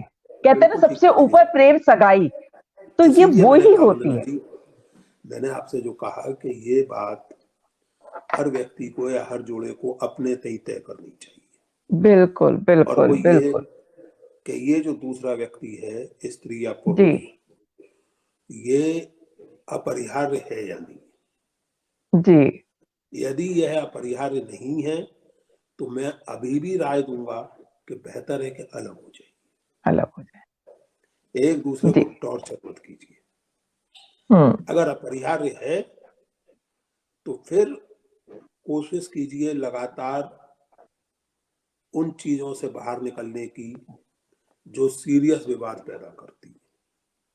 जी समझने बिल्कुल की बिल्कुल। कोशिश कीजिए कि उसको क्या बुरा लगता है जो इतनी झल्ला जाती है, उसको क्या बुरा लगता है जो इतना झल्ला जाता है। अगर वह सही अपरिहार्य बात, है तो थोड़ा अपने आप को बदलिए, बताइए, नहीं है तो बिल्कुल ठीक है, बिल्कुल। फिर आप अपने रास्ते, हम अपने रास्ते, किस्सा खत्म। जी जी जी, जस्ट कांट सही कह ड्रैग रहे हैं, इट। बिल्कुल सही, बिल्कुल सही सिंपल। कह रहे हैं आप।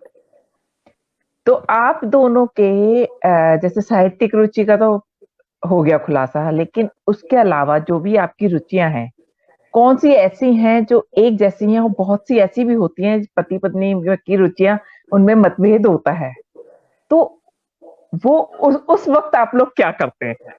सुमन जी खाना बनाने को एक कला मानती है, हाँ, जी मुझे बहुत शौक और ये दुनिया भर की रेसिपी खोज खोज के, लोगों से पूछ के, मेरी माँ यानी अपनी सास, और इसके अलावा आजकल है। इंटरनेट ननद पर वाला तो मैंने उसमें लिखा ही था कि तो ननद इन्हें से जी। खाना बनाने को कला मानती है।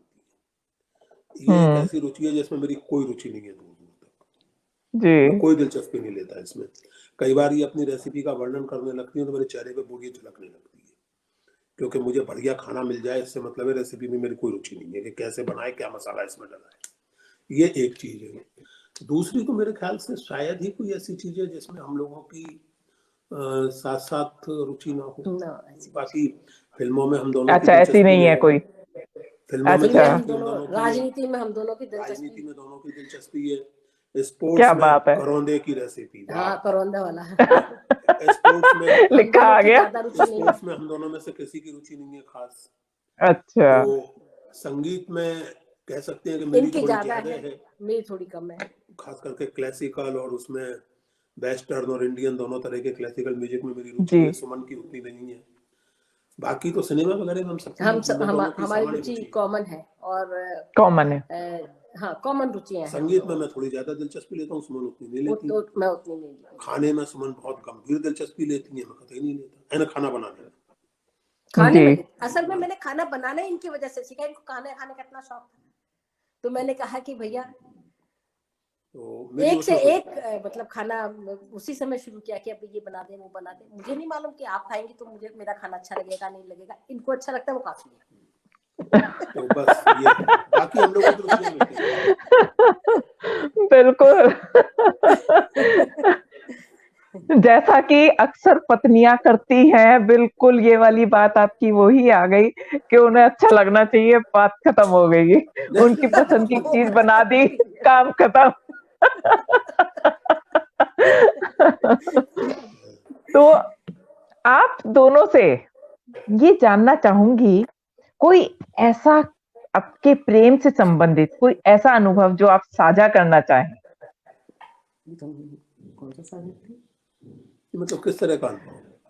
कोई भी जो आप साझा करना चाहें, ये आपके ऊपर। कोई भी प्रेम से, आपके प्रेम से संबंधित कोई अनुभव ऐसा रहा हो। मैं एक कर सकता हूँ, अच्छा, चलो। जी सुमन जी बिल्कुल। अपना बताएं। जी मैं जाहिर है कि हम लोगों के जीवन में प्रेम के और उस तरह के कोमल पलों की बहुत सारी स्मृतियां हैं मेरे मन में, जी जी जी। लेकिन एक स्मृति अद्भुत है, वो मैं बार बार मुझे हॉन्ट करती है। उन दिनों सुमन शास्त्री भवन में बैठती थी, जी ये इंफॉर्मेशन एंड ब्रॉडकास्टिंग मिनिस्ट्री में थी, और मैं संभवतः जी। रामदास कॉलेज में था। जेएनयू नहीं आया था तब तक, मैं हाँ, रामदास कॉलेज रामदास में कॉलेज था। में थे। तो मैं इनको कई बार अपने साहित्य अकादमी वगैरह आ जाता था अगर स्कूटर से, तो इनको पिक करके ले जाता था। ये हम लोग रहते थे उस समय दिलशाद गार्डन में। तो उस दिन मैं पहुंचा इनके दफ्तर और इनके कमरे में, तो ये अच्छा, वो कुछ वाला। वो पेड़े वेड़े खा रहे थे, ये लोग बैठे हुए ये थे, और वो कृष्णा करके एक लड़का था ना, हाँ, साउथ इंडियन, वो शायद कुछ लाया था या उसके घर में कुछ अच्छा हुआ था तो पेड़े वगैरह लगाया था। तो ये मैं पहुंचा तो ये पेड़े ये लोग ऐसे ही उसमें लिफाफे में से खा रहे थे, वो कागज में रख दिए कागज जाते में हैं ना, रख करके, प्लेट्स में। मेरे सामने प्लेट, बाकी सबके सामने कागज। कागज रखे हुए थे। तो सुमन जी ने तुरंत जो है वो पेड़ा जो खा रही थी उसमें से एक या दो पेड़े उठा करके, एक कागज लेकर के, कागज पे रखे वो पेड़े और मेरी तरफ सरकाए मेज पर के लो खाओ। तो मुझे थोड़ा अटपटा लगा, कागज पर इस तरह मतलब, लेकिन वो पेड़े देते समय, कागज पे रख के वो पेड़े देते समय बिल्कुल जैसे दोस्त को आप देते हैं, जैसे वो स्कूल कॉलेज में हम लोग एक दूसरे को बांट के खाते हैं एक दूसरे की चीजें। तो वो पेड़े देते समय सुमन की आंखों में जो प्रेम था और उस लड़के की प्रसन्नता से मिली हुई प्रसन्नता और खुशी, या मैं पहुंच गया था और दफ्तर से अब निकलना था वो खुशी, तो वो सुमन की आंखों में जो उस समय प्रेम और प्रसन्नता थी वो 2 पेड़े देते समय, मैं वो कभी नहीं भूल सकता। क्या बात है that was a wonderful experience. जी। और इसके साथ इसी तरह का एक एक्सपीरियंस है कि सुमन जी बहुत घुमक्कड़ जी, इन्हें जंगल वंगल घूमने में बहुत मजा आता है, मैं उस तरह से बहुत वो नहीं हूँ। तो जब हम लोग जेएनयू में थे, कैंपस में रहते थे, हॉस्टल में, सुमन तो डे स्कॉलर थी, हॉस्टल में रहता था, तो उस समय जेएनयू में जंगल बहुत था, अभी भी है, उस समय तो बहुत ज्यादा। जी हाँ। तो सुमन को जंगल घूमने में बहुत आनंद आता था। हमारा एक दोस्त था, बहुत ही अच्छा दोस्त, चला गया वो अब, समीर, वो भी पक्का मस्त घुमक्कड़ आदमी और बड़ी बढ़िया।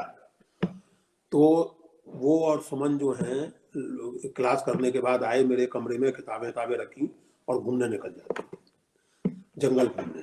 अपने गए, खाना खा के 2:30-3 बजे गए, शाम को 6 साढ़े 6 बजे आ रहे। तो सुमन बेचारी चाहती थी कि मैं भी जाऊं। मेरा ख्याल है कि सुमन ने अगर 300 बार का होगा तो मैं एक बार गया हूँ। मुझे तो वो भी याद नहीं पड़ता कि तुम गए थे। मैं इनको टपट देता, तुम लोग मैं काम करूंगा, अपना भाग जाओ। मैं अपना बैठ के पढ़ता होता रहता था, ये अपने घूमती रहती थी। तो मैं समझ सकता हूँ कि उस समय सुमन को कितना फ्रस्ट्रेशन होता होगा कि इसका दोस्त या इसका प्रेमी जो है वो इसका जो सबसे प्रिय एडवेंचर था, इधर उधर घूमना, पेड़ देखना, चिड़िया देखना, ये वो, भैया तुम करो ये सब, मैं तो अपने पढ़ाई कर भाग जाऊँ। तो इस तरह की सुमन को बहुत ताव आता था, लेकिन एक बेचारी अपने झेलती थी, क्या करे, थोड़ा बहुत झल्लाती थी। तो मैं कहता था ठीक है, मैं तो नहीं जाऊंगा, तुम्हारी मर्जी है, जाओ, मैं तुम्हें रोक नहीं, लेकिन मुझे नहीं जाना, मुझे नहीं घूमना जंगल। तो इस तरह की चीजें, इनको अगर कुछ शेयर करना हुआ तो करेंगे। मैं बहुत ही मतलब पिछले दिनों से मैं, जब आप इस उम्र में आ जाते हैं तो बहुत सारी चीजें याद आती हैं। तो मैं पिछले दिनों एक चीज याद कर रही थी और मैं उसको याद करके बहुत मतलब मिक्स्ड फीलिंग जिसको कहेंगे, संकोच, उस क्षण को पूरी तरह से ना जी पाने का दुख, अपने ऊपर थोड़ा सा क्रोध, और उस क्षण के सौंदर्य का जो जो मतलब आभा है, ये सारी चीजें एक साथ मेरे मन में आती हैं जब मैं इन सब चीजों, उन दिनों को याद करती हूँ। ये उस समय की बात है जब हमारी शादी नहीं हुई थी, हम लोग प्रेम कर रहे थे। तो तब क्या होता था कि जैसे अब 6 साढ़े 6 बजे आए, इसके बाद चाय पी गई, नेचुरली थोड़ी गप्पे लगी, फिर आपने किताब समेटा, या फिर आप पढ़ रहे हैं लाइब्रेरी में, उसके बाद आपने चाय पी, फिर किया। और एक ऐसा समय होता था जबकि बसें नहीं चलती थी, वो कुछ मतलब 7 बजे से लेकर के 8:20 तक का कोई ऐसा समय होता था जबकि बसें नहीं आती थी। और उस समय बसें बहुत कम थी, जैसे 612 एक बस थी, एक बहुत बाद में 615 चली थी। तो हम लोग डाउन कैंपस आते थे, डाउन कैंपस से फिर 620 लेकर के हम 7 सेक्टर 8 में रहते थे, वहां मेरा घर था, तो वहां जाते थे। अंत बता कर क्या था, पुरुषोत्तम आज स्वीकार करेंगे इस बात को, वो 7 बजा ही देते थे। और उसके बाद मेरी जान निकलती थी कि अब लेट हो गई, मैं घर में पहुंचने में बहुत देर हो जाएगी। तो बहुत फ्रस्ट्रेशन करता है कि लेट हो गए, फिर पापा क्या कहेंगे, मम्मी क्या कहेंगे, छूट दे दिए तो ऐसी छूट दे दिए कि अब 8:30 बजे तक घर ही नहीं पहुंचे हैं बच्चे। तो वो बहुत फ्रस्ट्रेटिंग समय होता था मेरे लिए। और पुरुषोत्तम क्या करते थे, बहुत देर तक होने के बाद अपनी दोनों चप्पलें ना उल्टी कर दे, फिर उसके ऊपर थूकते थे।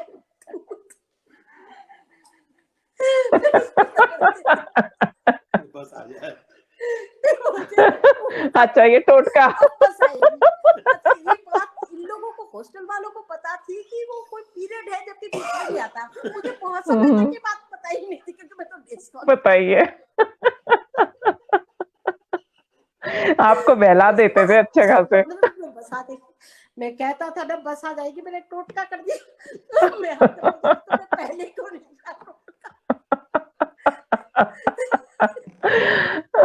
बोलते थे, टोटके का समय होता है ना तो तब होता है। ये भी सही है। वो चीज जो मेरे मतलब महीनों तक मेरे लिए फ्रस्ट्रेशन और दुख और एक शर्म, संकोच माँ बाप के सामने कि वो क्या सोचेंगे, क्या कहेंगे। बिल्कुल बिल्कुल समझ सकते हैं। हमारे पेरेंट्स बहुत ज्यादा डेमोक्रेटिक थे, बहुत ज्यादा, और बहुत जी उन्होंने हम लोगों को छूट दी थी। तो इस ऐसा लगता था जैसे उनकी छूट का फायदा उठा रहे हैं। मेरे मन नाजायज में फायदा न उठा लगातार ले। ये बात रहती थी, और मुझे बहुत दुख जी होता था कि पापा मम्मी को ये ना लगे कि छूट का फायदा उठाया गया। जी तो ये चीज जो थी ना, ये मतलब गजब का टूटा। गजब। अब पता नहीं कितने लोग अपनाएंगे। चप्पलें उल्टी करके और उसके बाद सड़क पर पटक।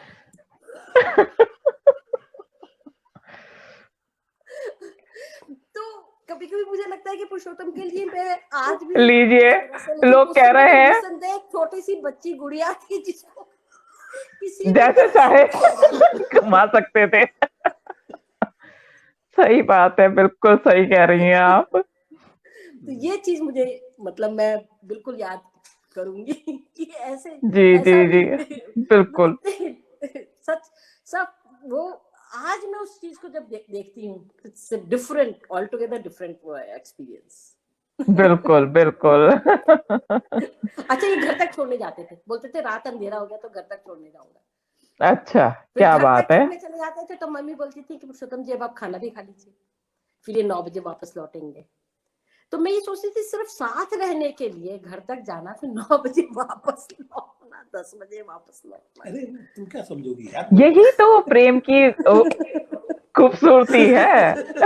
प्रेमियों को तो एक एक पल की कीमत पता होती है। बताइए, उनको यही नहीं समझ में आ रहा बहुत कीमती होता है उनके लिए एक एक पल। बताइए। अच्छा, तो मुझे शर्म आती थी कि साथ चले जा रहे हैं।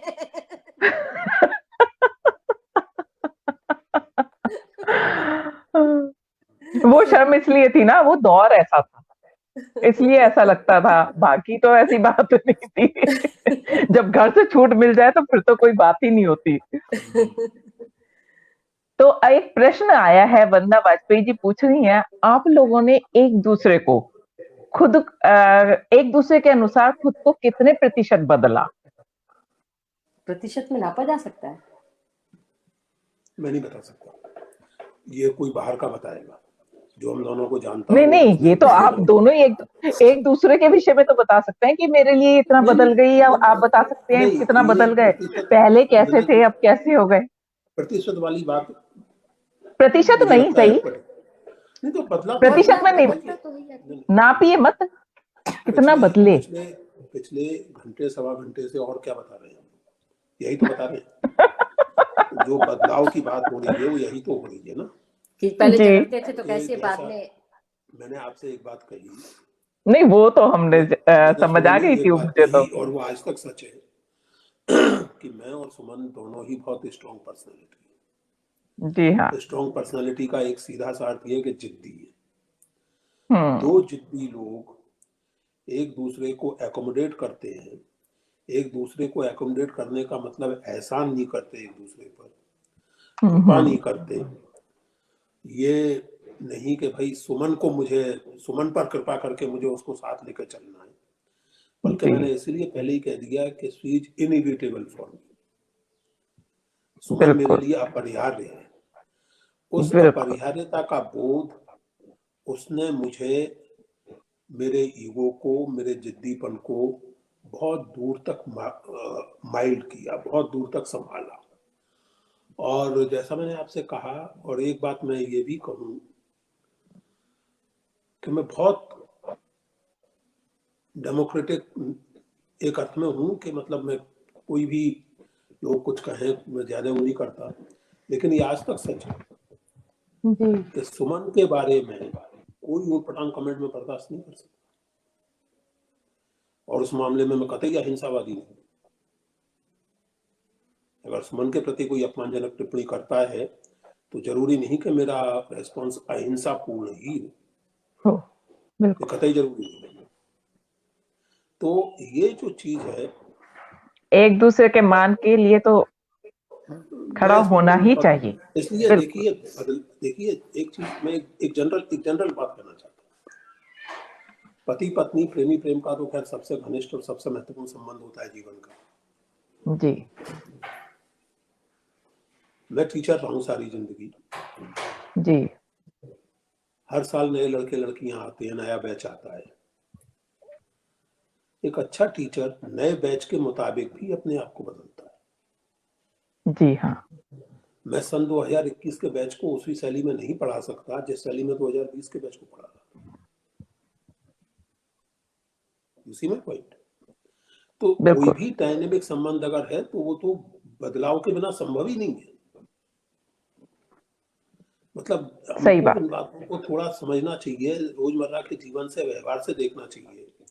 आप सुबह 8 बजे उठने के आदी हैं या 9 बजे उठने के आदी हैं, आपको शताब्दी एक्सप्रेस पकड़नी है तो क्या करेंगे? 4 बजे उठ जल्दी भाभी के उठेंगे, घर से भागेंगे। बिल्कुल ये तो उठना ही पड़ेगा। उठना पड़ेगा। तो उसी तरह जब you enter into a relationship और वो भी पति पत्नी जैसा या प्रेमी प्रेम का जैसा संबंध, तो बदलाव तो अनिवार्य है। क्योंकि ये पूछना इसलिए आवश्यक हो जाता है कई बार ही ना, क्योंकि आजकल जो प्रेम है उसका स्वरूप आप और हम जानते हैं। प्रेम कर रहे हैं, शादी भी हो गई, लेकिन वो बदलते नहीं एक दूसरे के लिए। जरा भी कोई एडजस्टमेंट या कह दो या कुछ भी कह दो कि वो कुछ नहीं करना चाहते। हम तो ऐसे रहते थे, हम ऐसे ही रहेंगे। तो ऐसे में आप क्या देखते हैं कि आज जो प्रेम का स्वरूप है उसमें स्थायित्व की मतलब कि गुंजाइश कितनी है? जो आज के प्रेम है उसमें क्या स्थायित्व, ऐसे प्रेम में स्थायित्व की गुंजाइश क्या है? सुमन की इस पर शायद अलग राय हो सकती है, जो भी हो। जिस प्रेम में इस तरह का जिद्दीपन हो कि हम तो बदलेंगे ही नहीं, हम एग्जैक्टली वैसे ही रहेंगे जैसे हैं, और दूसरे व्यक्ति को, उसकी इच्छाओं को, उसकी समस्याओं को जरा भी स्पेस नहीं देंगे, अकोमोडेट नहीं करेंगे, तो फिर उस संबंध को प्रेम कहना जरूरी नहीं। क्योंकि प्रेम के बाद ही वो विवाह करते हैं। आजकल ये हो रहा है समाज में, तो इस वजह से और जानना आवश्यक है। ऐसे जो नौजवान हैं उन्हें इस पर सोचना चाहिए, उन्हें देखना चाहिए कि वो प्रेम कर रही है, क्या कर रहे हैं, इस पर उन्हें विचार करना चाहिए। क्योंकि ये, जैसा मैंने आपसे कहा कि प्रेम तो बहुत बड़ी बात है, ये छोटे से छोटे संबंध के बारे में सोचो। बिल्कुल सही बात। मैं बिल्कुल हर संबंध के लिए जरूरी है, हर संबंध के लिए जरूरी है। मैं सिचुएशनल एडजस्टमेंट के बिना जीवन नहीं होता। बिल्कुल। मैं छोटा सा फिर से एग्जांपल दूं, सुमन ने अभी मेरी स्मोकिंग का जिक्र किया। मैं स्मोकर हूँ, काफी स्मोक करता हूँ। अगर मुझे यात्रा करनी हो और हवाई जहाज में मुझे 16 घंटे, 17 घंटे, 18 घंटे रहना हो तो क्या करूंगा मैं? बिल्कुल मैं जिद तो नहीं कर सकता कि मैं तो स्मोक कर लूंगा। नहीं कर, मतलब ही नहीं। तो उसी तरह अगर एक व्यक्ति के साथ आप रह रहे हैं और आप उसे प्रेम करते हैं तो उसको स्पेस दिए बिना आप कैसे चल सकते हैं? उसमें हो सकता है बहुत सारी कमियां हो, बहुत गलतियां हो, तो थोड़ा 2 कदम वो चले, 2 कदम आप चले। बिल्कुल। कुछ अपनी कमियों से बाहर वो निकले, कुछ अपनी जिद से बाहर आप निकले। That's it. जी बिल्कुल, आपने बहुत अच्छे जवाब दिए हैं। एक अंतिम प्रश्न, क्योंकि मैं आपका बहुत समय ले चुकी हूँ। जैसे आपने तो प्रेम विवाह किया ही, अब आपके बच्चे अंतर जातीय ही नहीं, अंतर धार्मिक विवाह भी करते हैं, तो आप लोगों का की क्या प्रतिक्रिया रही? मैडम जी बताइए। भाई हमने कह दिया अपने दोनों बच्चों से, हमारे भरोसे मत रहना, अपने लिए जीवन साथी ढूंढ लो। जी। मेरा उत्तर इस पर, मैं थोड़ा, आप जो सवाल पूछ रही हैं, मैं ये कहूंगा कि आपने बहुत महत्वपूर्ण सवाल ये पूछा है, बहुत अच्छा। जी हाँ। इस सवाल में जो निहित है वो ये है कि बच्चों के विवाह का फैसला करना हमारा काम नहीं, जबकि ऐसा है नहीं। वो हमारे दोनों बच्चे या कोई भी बच्चे, इस उम्र के बच्चे क्या, 25-30 साल के नौजवान, जी। वो विवेक संपन्न इंडिविजुअल है या उन्हें होना चाहिए। उन्हें अपने फैसले खुद करने चाहिए। ठीक है। विवाह एक बड़ा नाजुक फैसला है। जी। अब मेरी बेटी या मेरा बेटा अपने संभावित जीवन साथी के रूप में किसी व्यक्ति से मुझे मिलाते हैं, तो मैं ये एसेस करूंगा कि बतौर व्यक्ति के कैसा है। मुझे इससे कोई फर्क नहीं पड़ता है कि उसकी जाति क्या है, उसका धर्म क्या है, उसकी नेशनलिटी क्या है। वो रूसी हो सकता है, वो कनेडियन हो सकता है, वो जैपनीज, कोई भी हो सकता है। मैं उसके व्यक्तित्व को एसेस करूंगा। अगर उसमें मुझे कोई खोट दिखती है तो मैं बेटी या बेटे को कहूंगा कि ये व्यक्ति ठीक नहीं लग रहा। एक बार कहूंगा, 2 बार कहूंगा, बहस करूंगा, विवाद करूंगा। जी अगर उस सब के बावजूद वो उसी से विवाह करने पर कटिबद्ध है तो मैं उसको स्वीकार। जी अगर वो ऐसा व्यक्ति है जो मुझे पसंद है तब तो कोई समस्या ही नहीं है, कोई सवाल ही नहीं है। बिल्कुल बिल्कुल एक बिल्कुल लड़की से मुझे मेरा बेटा मिलवाता है, एक लड़के से मुझे मेरी बेटी मिलवाती है और वो मुझे पसंद आता है बतौर व्यक्ति के। तो देखिए वंदना जी, मुझे इस बात का फख्र है, मुझे और सुमन को, जब ये 2005 या 6 में हायर एजुकेशन में ओबीसी रिजर्वेशन का सिलसिला शुरू हुआ और जी समाज जी में उस पर चर्चा शुरू हुई, विवाद शुरू हुआ, हमारी बिटिया उस समय स्कूल में थी। जी मुझे फख्र है इस बात का। बेटा भी स्कूल में। हाँ, तो हमारी बिटिया ने आके हमसे घर पे पूछा कि पापा हम लोग फॉरवर्ड है कि बैकवर्ड है। जी and I am proud of this, क्योंकि हम लोग जेएनयू में रहते थे, जेएनयू कैंपस में। हमारे परिवार में जो स्थिति थी जो है, जेएनयू कैंपस में हमारे घर आने वाला हमारा कौन दोस्त हिंदू है, कौन मुसलमान है, कौन फॉरवर्ड है, कौन बैकवर्ड है, कौन दलित है, कौन ईसाई है, कौन जर्मन है, कौन अफ्रीकी है। बच्चों ने ये बचपन से देखा है कि किसी भी व्यक्ति के प्रति हमारे व्यवहार में इन चीजों से कोई अंतर नहीं पड़ता। अगर कोई जी मूर्ख है तो मूर्ख है, और मूर्खों को मैं बर्दाश्त नहीं करता, ये जी भी बच्चे जानते हैं। I do not suffer fools gladly, मैं बेवकूफों को बर्दाश्त नहीं कर सकता। बिल्कुल बिल्कुल जाति प्रजाति का इसमें कोई सवाल नहीं है। तो ये पूरी जी तरह बच्चों के ऊपर है। अच्छा व्यक्ति चुने, एक श्रेष्ठ व्यक्ति चुने, जी और अगर गलत व्यक्ति चुनते हैं तो उसकी रिस्पॉन्सिबिलिटी। तो उसके हाँ परिणामों वो का तो है नतीजा भुगतने को बिल्कुल तैयार। बिल्कुल सही बात बिल्कुल फ्रीडम इज रेस्पॉन्सिबिलिटी। और मैंने कह दिया ना कि चुनाव वो खुद करेंगे। बहुत अच्छी बात कही हम नहीं आपने, करेंगे। Freedom Freedom is is responsibility. बिल्कुल फ्रीडम जो है वो freedom is not licence, freedom is बिल्कुल रेस्पॉन्सिबिलिटी। जो भी आप बहुत करते हैं बढ़िया उसकी जिम्मेदारी है। That's all. बिल्कुल बहुत अच्छी बात आपने, बहुत से सूत्र ऐसे दिए हैं आज कि जो नई पीढ़ी आ रही है उसको भी अपने जीवन के लिए बहुत अच्छे सूत्र मिलेंगे, और वो यदि उस हिसाब से चलें तो एक बहुत अच्छा जीवन व्यतीत करेंगे। और आज के प्रेम दिवस को आपने वाकई हम सबके लिए भी बहुत प्रेममयी क्षण बना दिया। मैं आप दोनों की बहुत शुक्रगुजार हूँ जो आपने अपना Thank you very कीमती much. समय दिया। हम अटूट बंधन परिवार की ओर से आपका हार्दिक अभिनंदन और शुक्रिया करती हूँ। धन्यवाद। Thank you very much. Thank you. Thank you. नमस्कार नमस्कार नमस्कार।